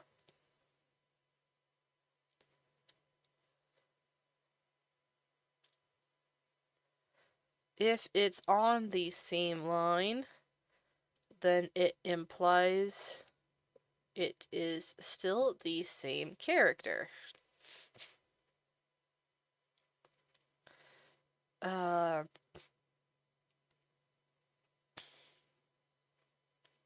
They talked for a while longer.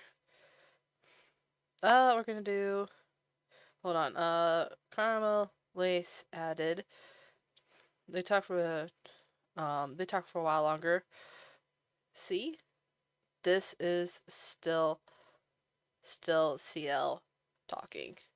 This is how the English language formats writing stuff. So if you're trying to switch characters, so instead of saying this is CL talking, then you go, Caramel Lace, what do you think? This reads really weird because Caramel Lace was first already talking, and then it goes to here of why are you talking to yourself in third person. I'm talking about this specifically because this was something I had took a creative writing class last semester, and it was like an intro to creative writing, but it was also a third level class out of 4. I was like, guys, why are we taking this in junior year? And a lot of people did this. They forgot to add the space, the press enter between the characters talking, and it was really hard to figure out what was going on in a conversation because you need to have the spacings because that's just how the novels and stuff have been formatted for long enough that it's Subconscious. Why is Moon not giving lessons all of a sudden? Leave me be. He can't even escape teaching people, even on his day off. Okay. Oh yeah, we're pressing, you're pausing to break up this stuff and not get distracted, and I failed at that. Da da da da. The ancient stern demeanor broke as he sighed and grinned at the smile. Okay, we'll put that there because we're breaking up. Golden cheese and vital spice. That's golden cheese.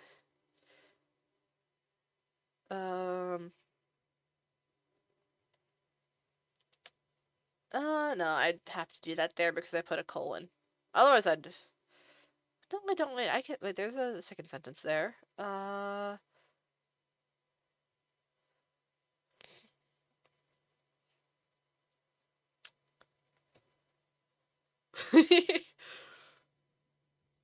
Okay, there we go. See how much more? It's a lot more space, yeah, but look how much more readable this is than just the giant block of text.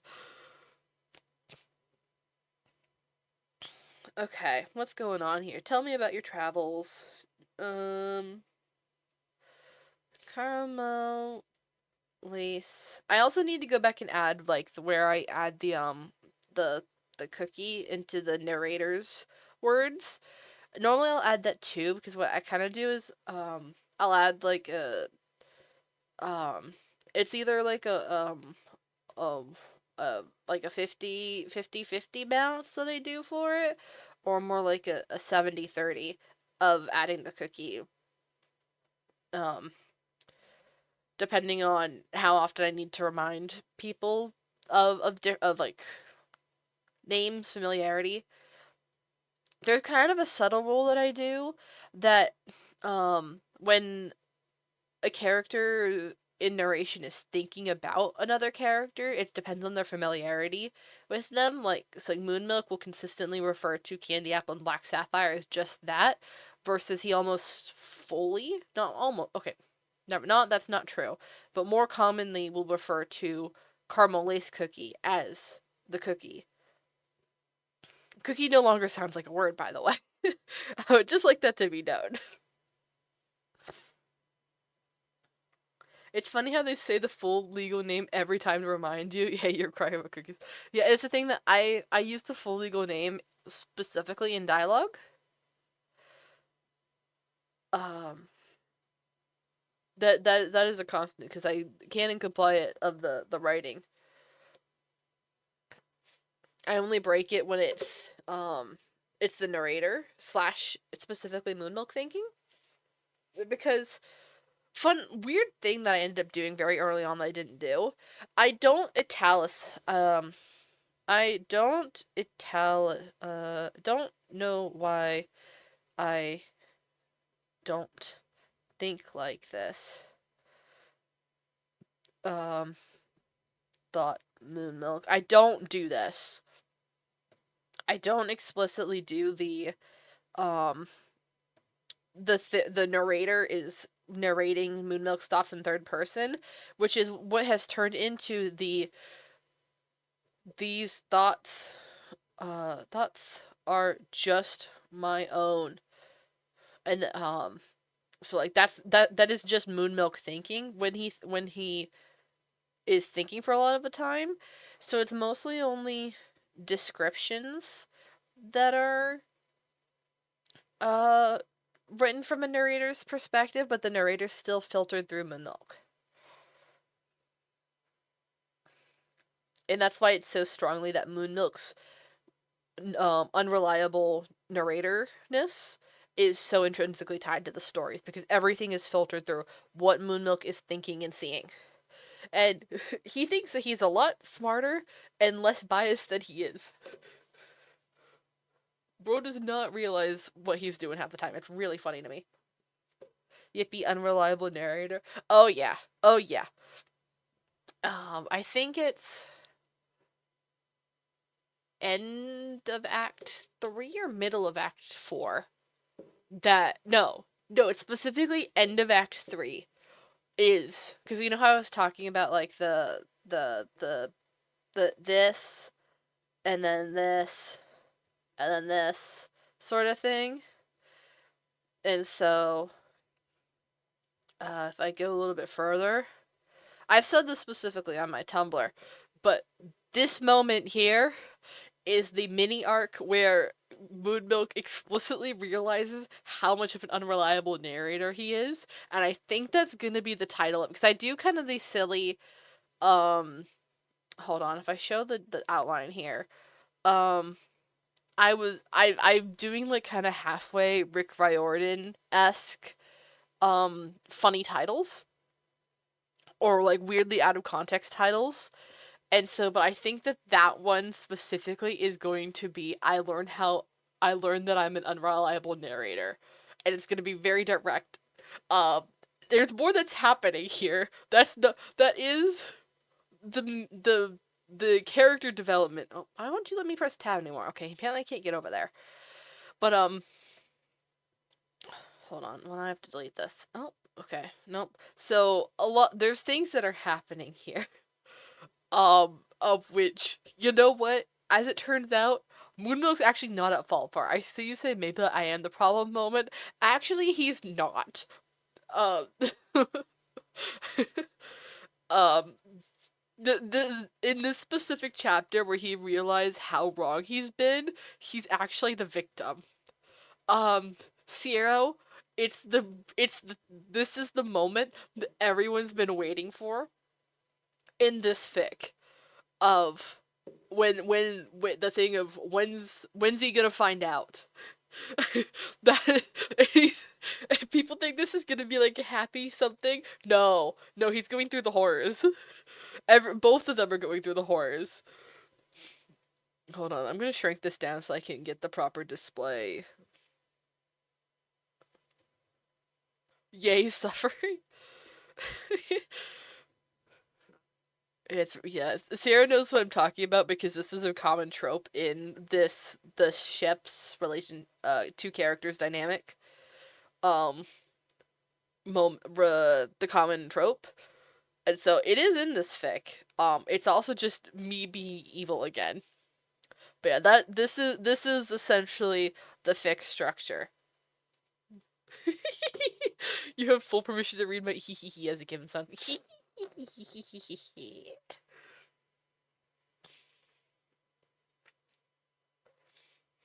But yeah, so that's the plot structure that's going down here. And so this is the one. Hold on, I'll bold what we already have. You can't tell that difference. We'll say that we're like here. There. We'll do that. We're like that. This is currently where we are in the story. It's always so funny to me when that scene happens. Do people frame it as like, oh, this is like a trusting moment, a shippy moment, because people do much more explicit romance than what I'm doing.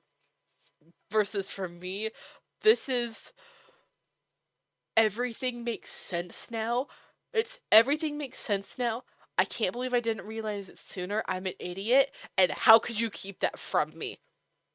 How could you do this to me after you've known the entire time? Oh, it's totally in my face moment. Yes, that is all true. But it's also, I'm explicitly here for the thing of how did you know the entire time and not say anything? And you, like, kind of a led me on moment, but also not. Because it's not like they didn't want that. It was just that a very key factor of their relationship was being withheld. So, context.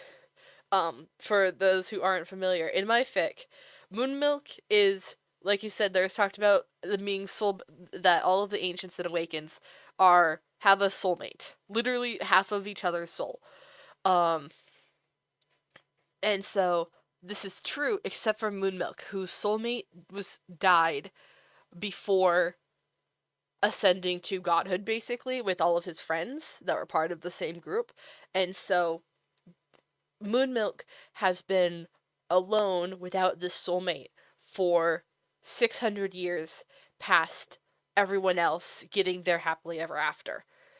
Um, and then, and he thinks that he's doing really well, all things considered. He's not, but we don't need to tell him that. um, and so then he by chance comes across this guy called the Truthless Recluse, who's up on a mountain and refuses to reveal his name or anything like that, and he is a depressed emo hermit living in a decrepit shack.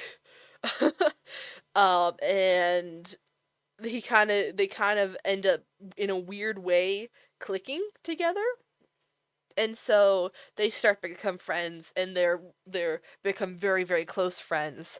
And then the reveal is that this hermit that's been on the mountain this entire time, you learn like what happened to him, why he's on the mountain, why he refuses to come down, why he's so awful mental health sort of things.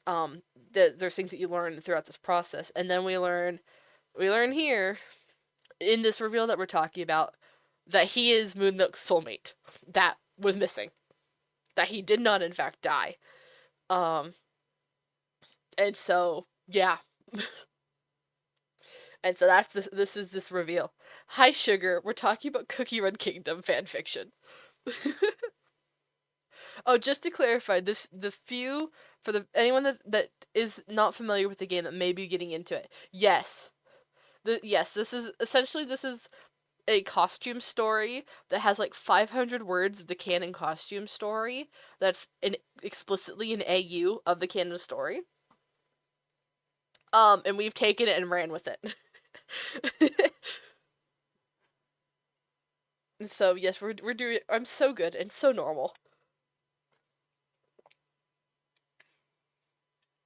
The canon version of these characters is a self-sacrificial healer king and an evil cloud. An evil cloud who's currently taking over the freaking multiverse for some reason. We don't know why. It doesn't quite. It kind of make the baseline actions of lashing out and doing what Shadowmilk does makes sense. The explicit context of the way that they are portraying that as him deciding to destroy the multiverse does not make sense. But anyway, that is several dozens of hours into the story, which is why I'm just gonna yap about random stuff. Because it doesn't make any sense when there's dozens of hours of story in between. From 500 to 5,000 plus words. Yeah, zero. You need to add an extra zero in. There's 4 zeros in this.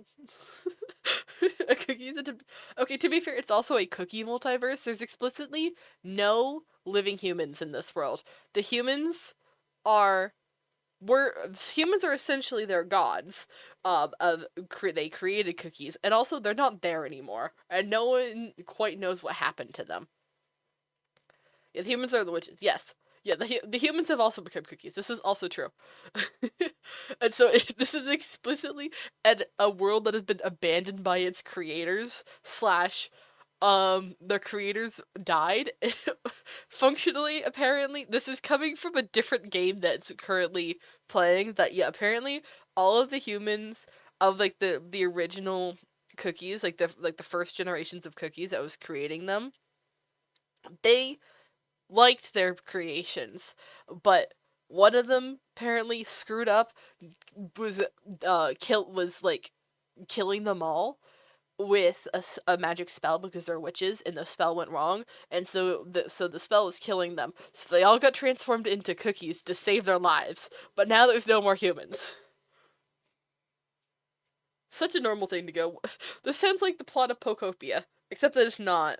At least we know what like in more specific tragic detail what happened in Pokopia. I haven't played Pokopia, but I watched RT Games playthrough of it. I feel like one of those students who barely pays attention to the test. Don't worry about it. This is very much just us lore dumping. The games explain things in much more coherent detail if you choose to play it, and or watch playthroughs of the cutscenes or something like that.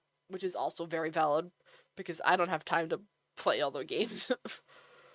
I play the one game and I haven't played it in a good couple of months, and I'm probably not going to for a while more. But I'll watch a couple of cutscenes and get the lore myself. I wish you could play mobile, but your devices are weak. Sadly, that's also fair. Again, YouTube is very helpful, and if you want, I'll have to pull it up after stream. Well, can I do that? Never mind, I can't do that. Maybe because I don't think you're in my Discord, and I'm not saying you should join if you don't want to. I was just gonna say, like, oh, I can link it here because I know that there's a Tumblr post that if I go look it up, someone that I follow recently posted like here's how to like look up the cutscenes and stuff, and they link playlists and stuff. But I would have to go searching for it because it was a couple days ago. Um. Anyway, tell me about your travels. Caramel. What is this? I don't want this song. I'm in fact skipping this song. Go away. Or playing Cursed by the Korean Wives. Becca Desert Doer Truthless Sage fan art. Wait, what? How did Desert Duo get in the mix here? I haven't mentioned Desert Duo. I'll send it to you. Okay. Wait, how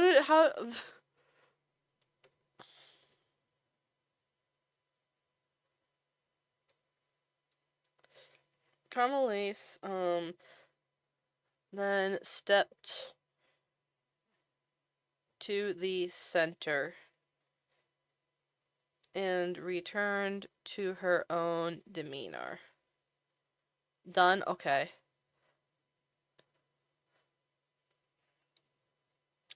Let me take a look-see here.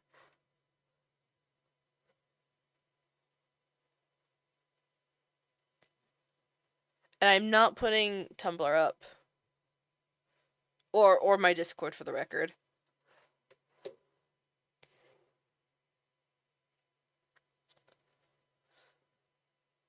What is this?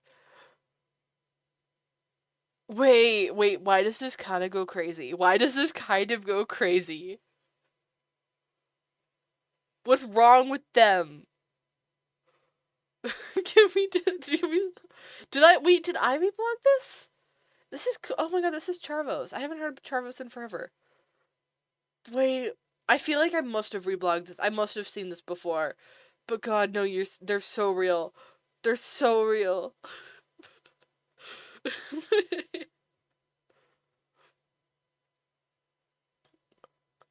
I'm exploding them with my mind. The green Truthless Recluse goes freaking crazy. So I need to make more MCYT fan skins. I have specifically Watcher Green that kind of goes crazy. I want to make some better, like, so my thing is that I'm bad at making MCYT designs that aren't literally just the dude, like the dude's skin, but I draw it. I'm like, I want to come up with more original designs for them or something so that I can turn it into a Minecraft skin and not just have it be, the guy in my style, but then that loses the original style that makes the guy iconic. So I have the problem, which is why I did the Watcher Green one, is because that was a pretty drastic difference, and there wasn't a canon design for Watcher Green. And or Pyromancer Green, I guess? That was a very specific context, though, because that was a friend's AU. Saw this and thought of you in half a second. Thank you. This is a compliment. I'm like 90% sure that I've seen that already, but god, that's so real. Okay. It's a compliment so much. It is. Return to her own demeanor. Okay. We'll leave that there. We'll put a space, and we'll go here, and we'll say and with that, the golden cheese kingdom held a, that's not how I spell it, held a grand, oh my god, I can't type. while I'm thinking and looking at chat. I'm not normally this bad at typing. Normally I'm locked in. Hold a grand feast at the return of a lost ancient. Though, as I was told, neither golden cheese or vital spice. Oh, I need to cookie. Wait, I've been writing it as cookies. Instead of writing out there and both of them having it, I've been moving cookies to the plural to the end, which I think is kind of smart. Were seen much during the celebrations. Instead, the story goes that. Alright, I flipped over a page. We made progress. I flipped over my first page. The story goes that the two soul-bound halves. New page, we made it past the first page. Woo! We're so good. We're doing so good. It's only taken 2.5 hours, guys. No, it's I feel weird that I'm putting so much detail into this story here, but this is the first time that we've actually gotten any indication about golden cheese and vital spice. Of the non-lore relevant pairings for the Ancients and Awakened, I've mentioned Mystic Flower Dark Cacao several times. I mentioned Hollyberry Dreaming Sugar a couple times. I haven't this is the first time that we're actually getting anything about them. And then Silver Salt and White Lily are plot relevant, and I'm keeping them vague on purpose. Were rarely found hiding away in the central oasis and surrounding gardens, where it was quiet and life flourished among the sands. I'll do that in present tense. And life flourishes among the sands. Sometimes the clanging of metal and friendly banter, or the rustling of papyrus scrolls,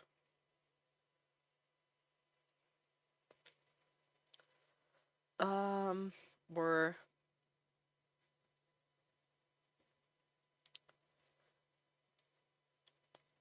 scared. I'm gonna say scared away any cheese bird that dared get too curious about. Oh, let's say get too curious. I feel like I'm being too wordy.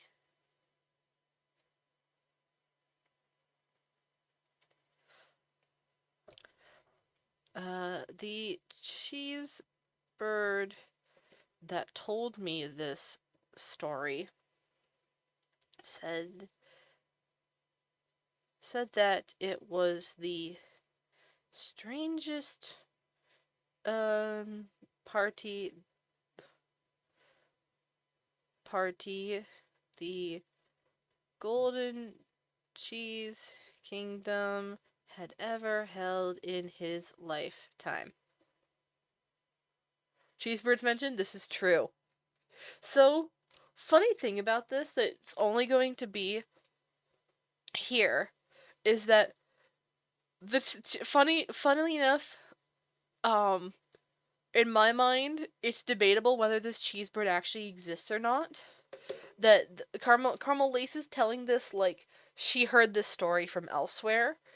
But I kind of want to throw in more hints further down as we know Carmel Lace more, that it comes into question whether or not the cheese bird actually exists, and she was told this story, or if she was just here for this story, or something like that.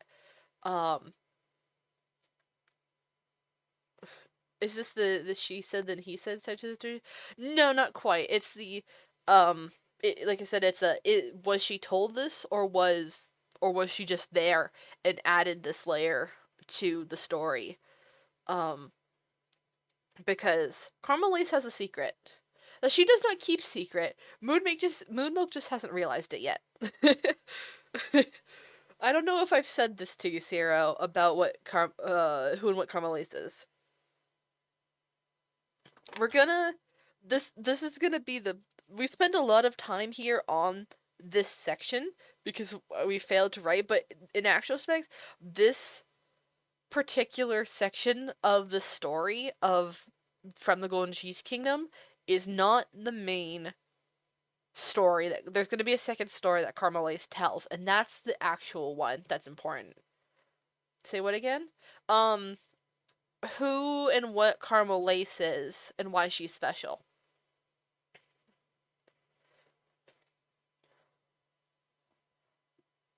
Oh, why am I getting Discord pings? Oh, you applied it? Okay.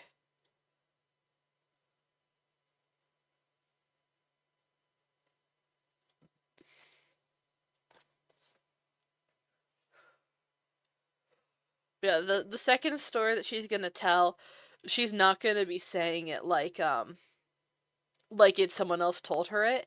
It's gonna be curious to see if people pick up um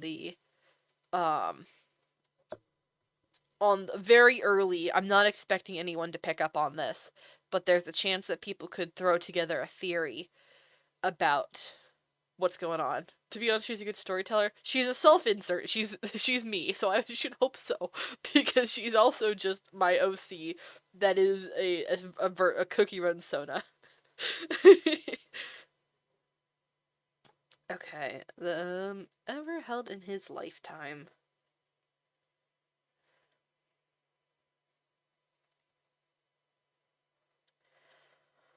Um,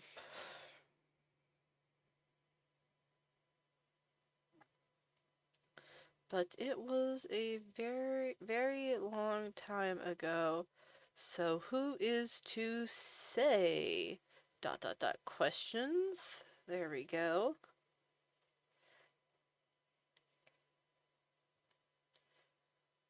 Caramel Lace took a finally paused and caught her breath.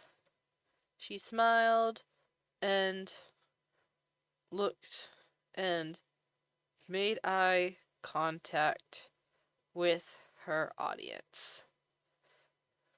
So, so did everyone like the story? There we go. Oh, I only need one question mark there. There we go. Okay, so this story's over. Yay. Her audience cheered.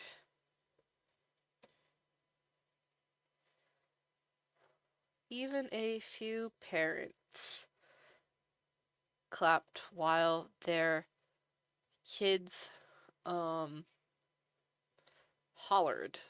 Hollered and hollered and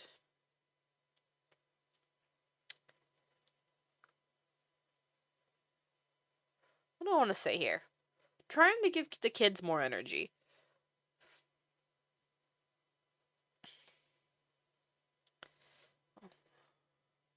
But I also don't want to make them sound annoying. Like I've said shrieked several times about them. I don't need them to be like annoying. Maybe talk to each other about the story. Not yet. Not yet. Because I'm specifically pointing this at Caramel Lace.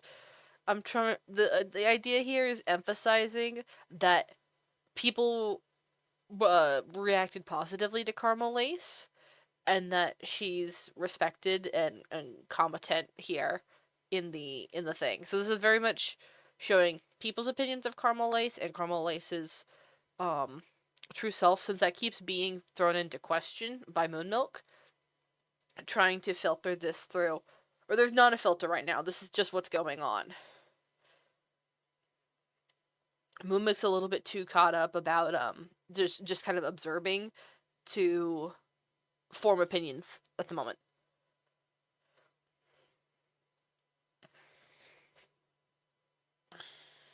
And called out their favorite parts of the story. That's what we'll put.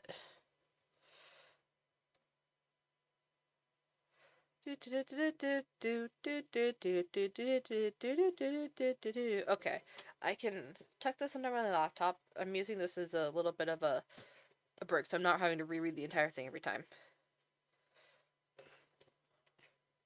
Caramel Lace. What'd she do?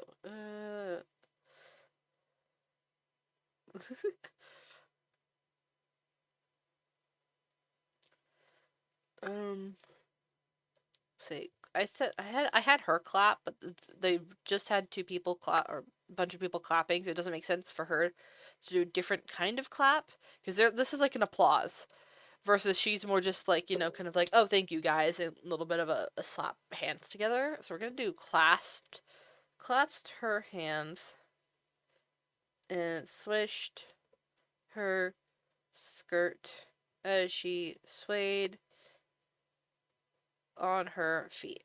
So this is all kind of a very just like, oh, you guys are so sweet sort of action is what's being implied here. Consume liquid, I can do that. Everyone else make sure to as well.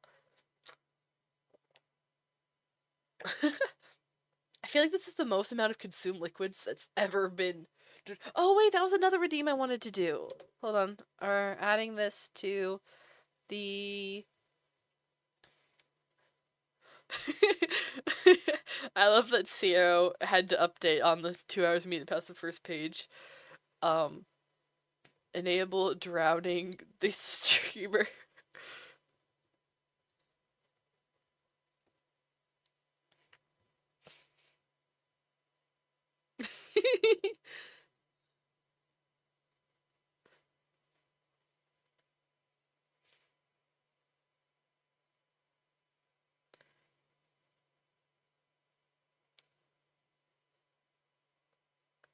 I know I'm using that one at least. What drown the streamer? Drown the Streamer is a group effort. Um, Drown the Streamer in is actually I'm not gonna tell it. I'm not gonna say it. Someone else is gonna coordinate the effort to drown the streamer.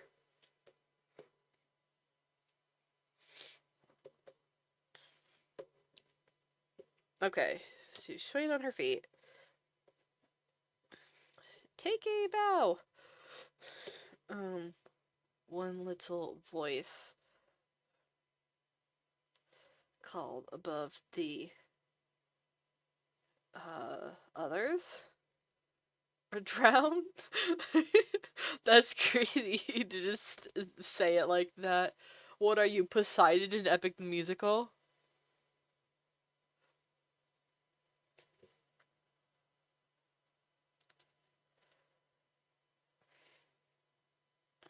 Poseidon, Poseidon, Poseidon, Poseidon. I listened to that song for the first time in a while. Yesterday? I think it was yesterday. And I was like, God, I haven't listened through Epic the Musical in a while. And so every once in a while when I get them out of context, I'm like, oh my God, I forgot how hard these slap. These go crazy. I gotta listen to Epic the Musical. Yes.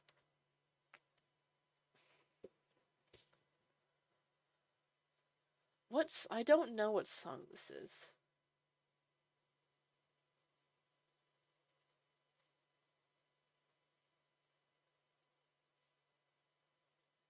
Ain't no way that the only songs I know in this here are literally just avid songs, and I'm like, guys, why is okay, you know what? I'm just gonna go play it from the main playlist and no one else listening with me. Because it keeps recommending me bad songs.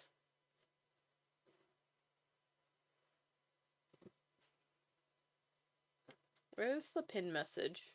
Is there slash unpin? On pin? No. Oh, you know, because I disconnected, it might have yeeted it. That's fine. Hands close together, please listen. To what, Epic the Musical? I've listened to Epic before. I enjoy Epic.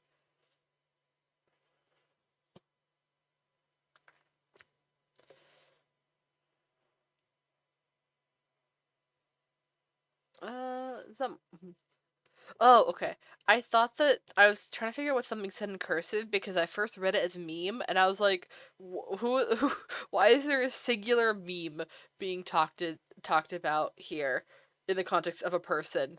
And no, it's, the word is more people joined in. More people joined in the call, and caramel lace turned more bashful. The cookie dough memes now trust. I mean, considering the social media like shorts that they do, absolutely the cookies do. Out of topic, but you realize 90% of your Tumblr is truthless and 90% of your drawings in class are sage. So they even out. You need to, if it's truly that even, then every time you see a truthless post that's just truthless, you gotta post one of your sages um there and say he was missing he was missing his guy.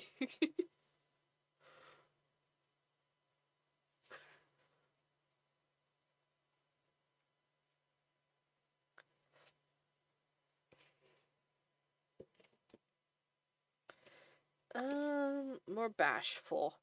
Okay, where did bashful go? Do. Okay, more bashful.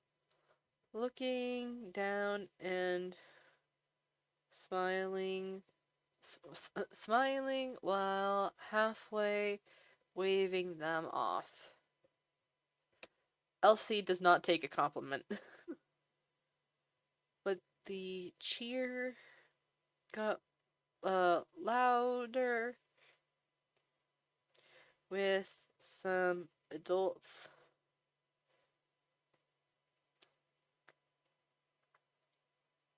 raising their voices now too. Having to reword here a little bit because I used the same words and phrases that I did above. Whoops.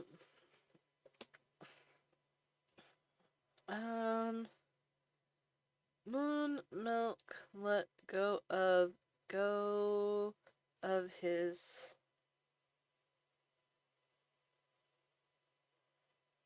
want to be unnoticed for a brief moment, caught up in the moment and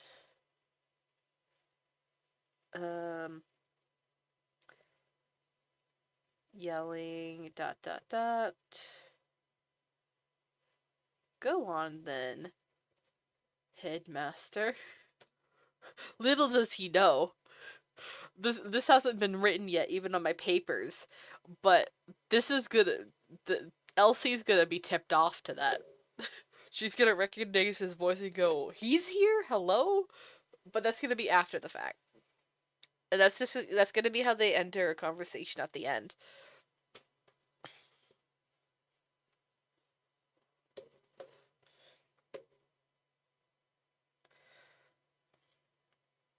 Come on then, headmaster. Oh. Also, I'm gonna say. Also, he says, "Enjoy your time in the spotlight." Very Moon Milk, Shadow Milk core. Mostly Shadow Milk core. One thing I haven't gotten to talk about yet, but I want to eventually. I think I'm gonna briefly talk about it earlier in this chapter in the portion that I skipped, but Moon Milk explicitly gave up acting in the arts to become the sage of truth of science.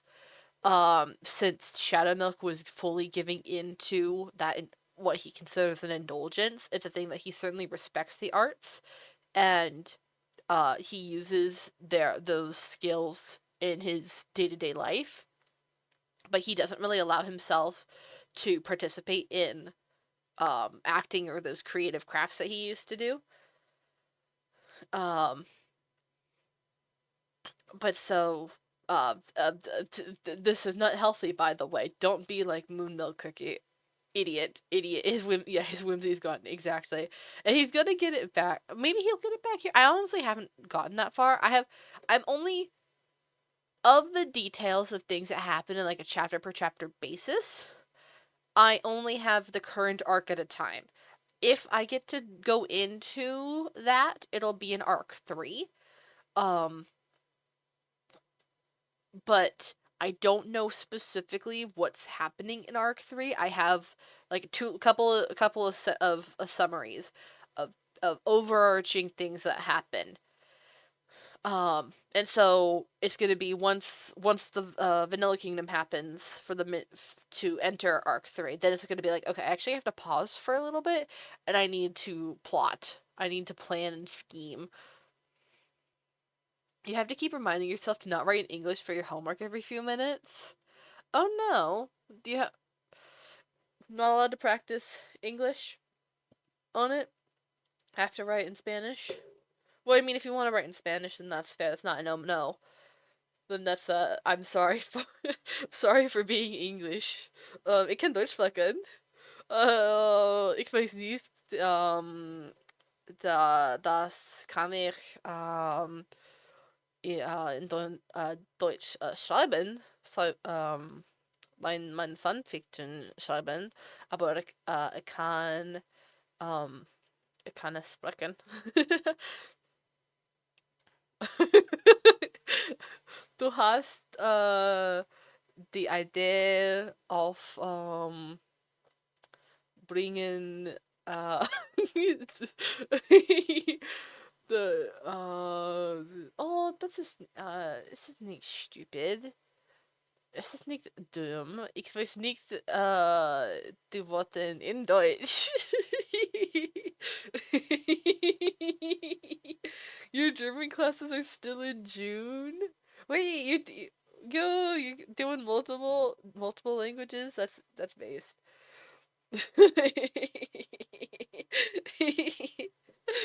Oh, so du lernst Deutsch. Okay, so ähm, ich kann sie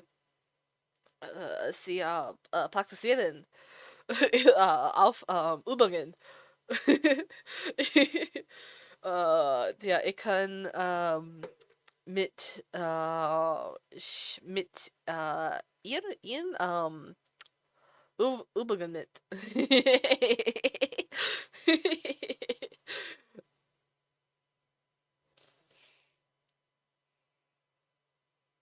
Thanks.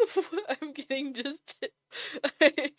I said like, oh, I said basically like, I skipped this, but I meant to say what I'm hearing is. I didn't say that. What I said was, oh, so I can practice with you. That's what I was trying to say. Was I can practice with you.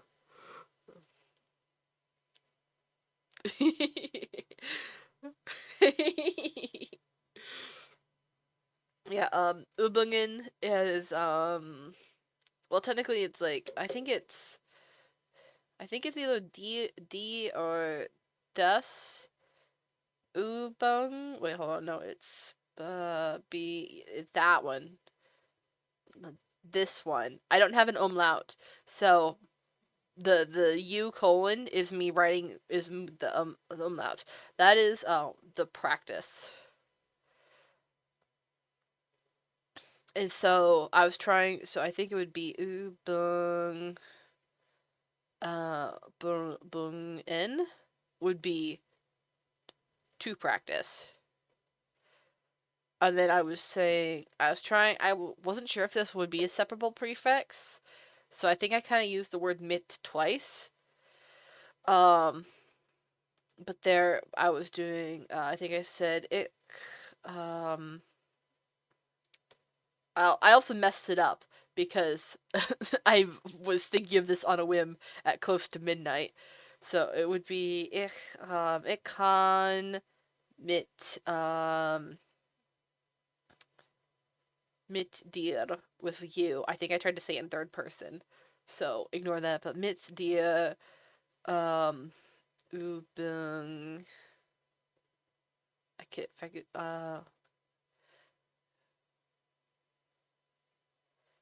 so that would be, uh, hold on, if I could do this, this would be, I can practice with you. There we go. That's what I was trying to say. I think I butchered that horrifically. But to be honest, I really like speaking German. I'm sad that I don't have as many opportunities to. My brother unfortunately didn't is rusty on German, and as well as my dad, and everyone that I took German class with last semester is like, don't put me through that torture again. And so it's a thing of, well, I don't get to talk it with anyone, but I like speaking German. Why does everyone hate me?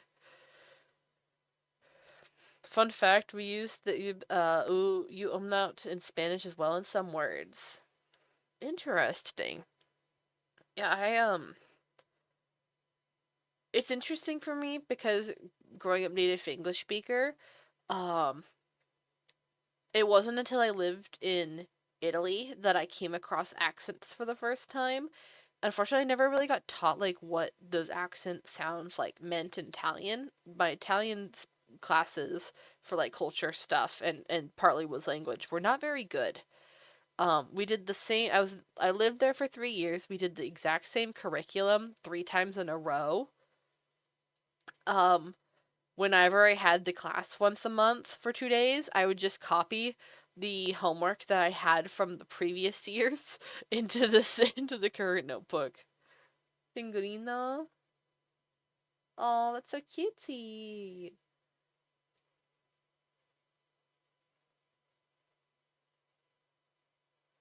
And so specifically coming into learning German when I lived in Germany and learning about the different sounds that German makes, like a set. It's not quite a different sound, but it's a different letter.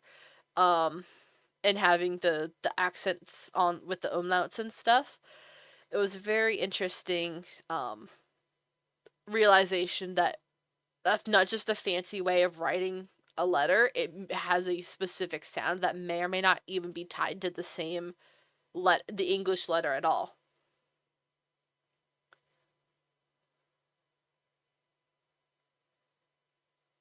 Okay.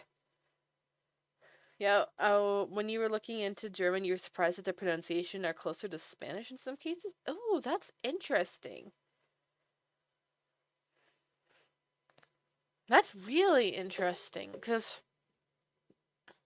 my first thought was like, oh, I wonder if they share or they kind of bridged a language gap or something like that. But no, because German's a Germanic language, um, and English is a Anglo-Saxon, which goes into the Germanic, partly goes into the Germanic language family, um, versus Spanish, Italian, uh, French, and a couple others go into the Romance language family from which stems from Latin.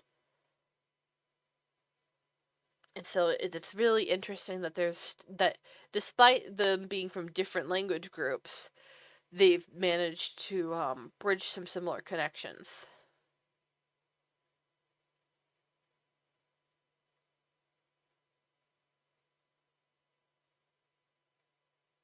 I mean, it's pretty volatile. Spanish has a ton of accents. It's quite well known. Okay.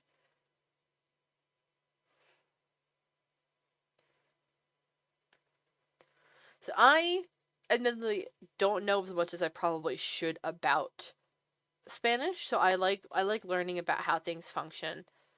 Even if I don't have the time to um, properly like study the language. It's a thing that, because I grew up overseas, I got Italian and German and some French, but as an American, I'm very much lacking in Spanish that I need on a day-to-day basis because of the culture blending that goes on in America. I'm like, I hate that I don't know enough, but I haven't been able to figure out how to learn what I want to and what I need to without getting told off for not knowing it in the first place. For example, the Chilean accent is influenced by Italian or French. Oh, that is interesting.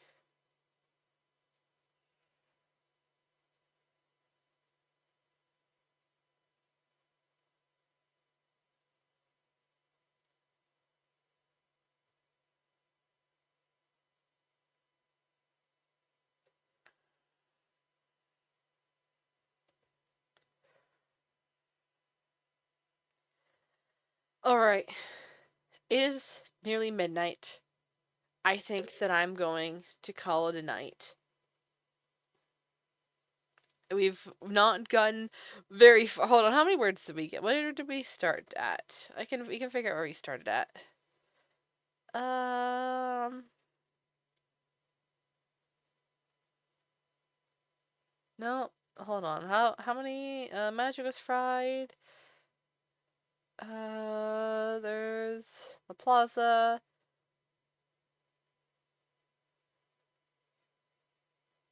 I think I stopped here.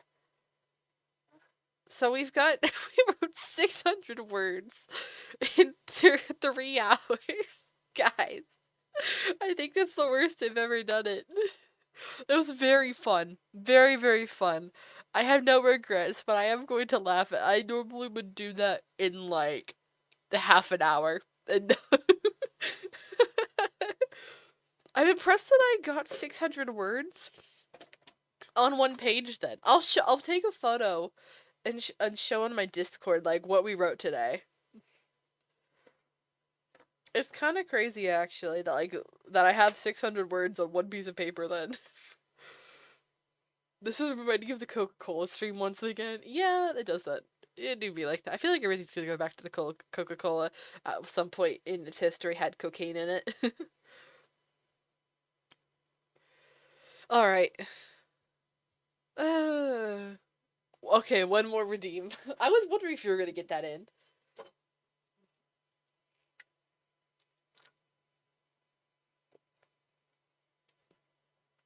All right, everyone drink water, and we're gonna head off. Let's see if anyone's live real quick. Hold on, I need to close out AO3. I'm glad that even though this wasn't like a super high energy stream, we still had fun. I was a little worried that it was not gonna hold attention. One more redeem before exactly. I see that Froggy's live, but I don't know that Froggy would be a good raid after what we're doing here. So I think we're just gonna end right now because I try to keep things like somewhat on topic for like what we were doing today. But I know that Froggy gets really into the RP, and so I think we're just I think we're just gonna end here because also it's like I try to stay after streams. Like I feel kind of brain fried. I don't think I could stay for the RP. It's partly it as well. Okay. Thank you everyone for watching. I'm hoping to try to get a stream in tomorrow. If not, because I'm thinking I'm gonna have to shift to do my homework tomorrow because I believe we have a plan stream for me and Digit. I asked if Digit would show me how to play Extraction, and so I think we might stream playing Extraction on a Minecraft server. Thank you for the stream. Have a nice rest and take care. Bye, Sierra. Bye, Cloverbud. Cake, if you're still here, bye to you too. Bye, Shadow Legion, and it doesn't. Shadow Legion and Frogger was everyone that came today. It was very fun. And until next time, best of luck.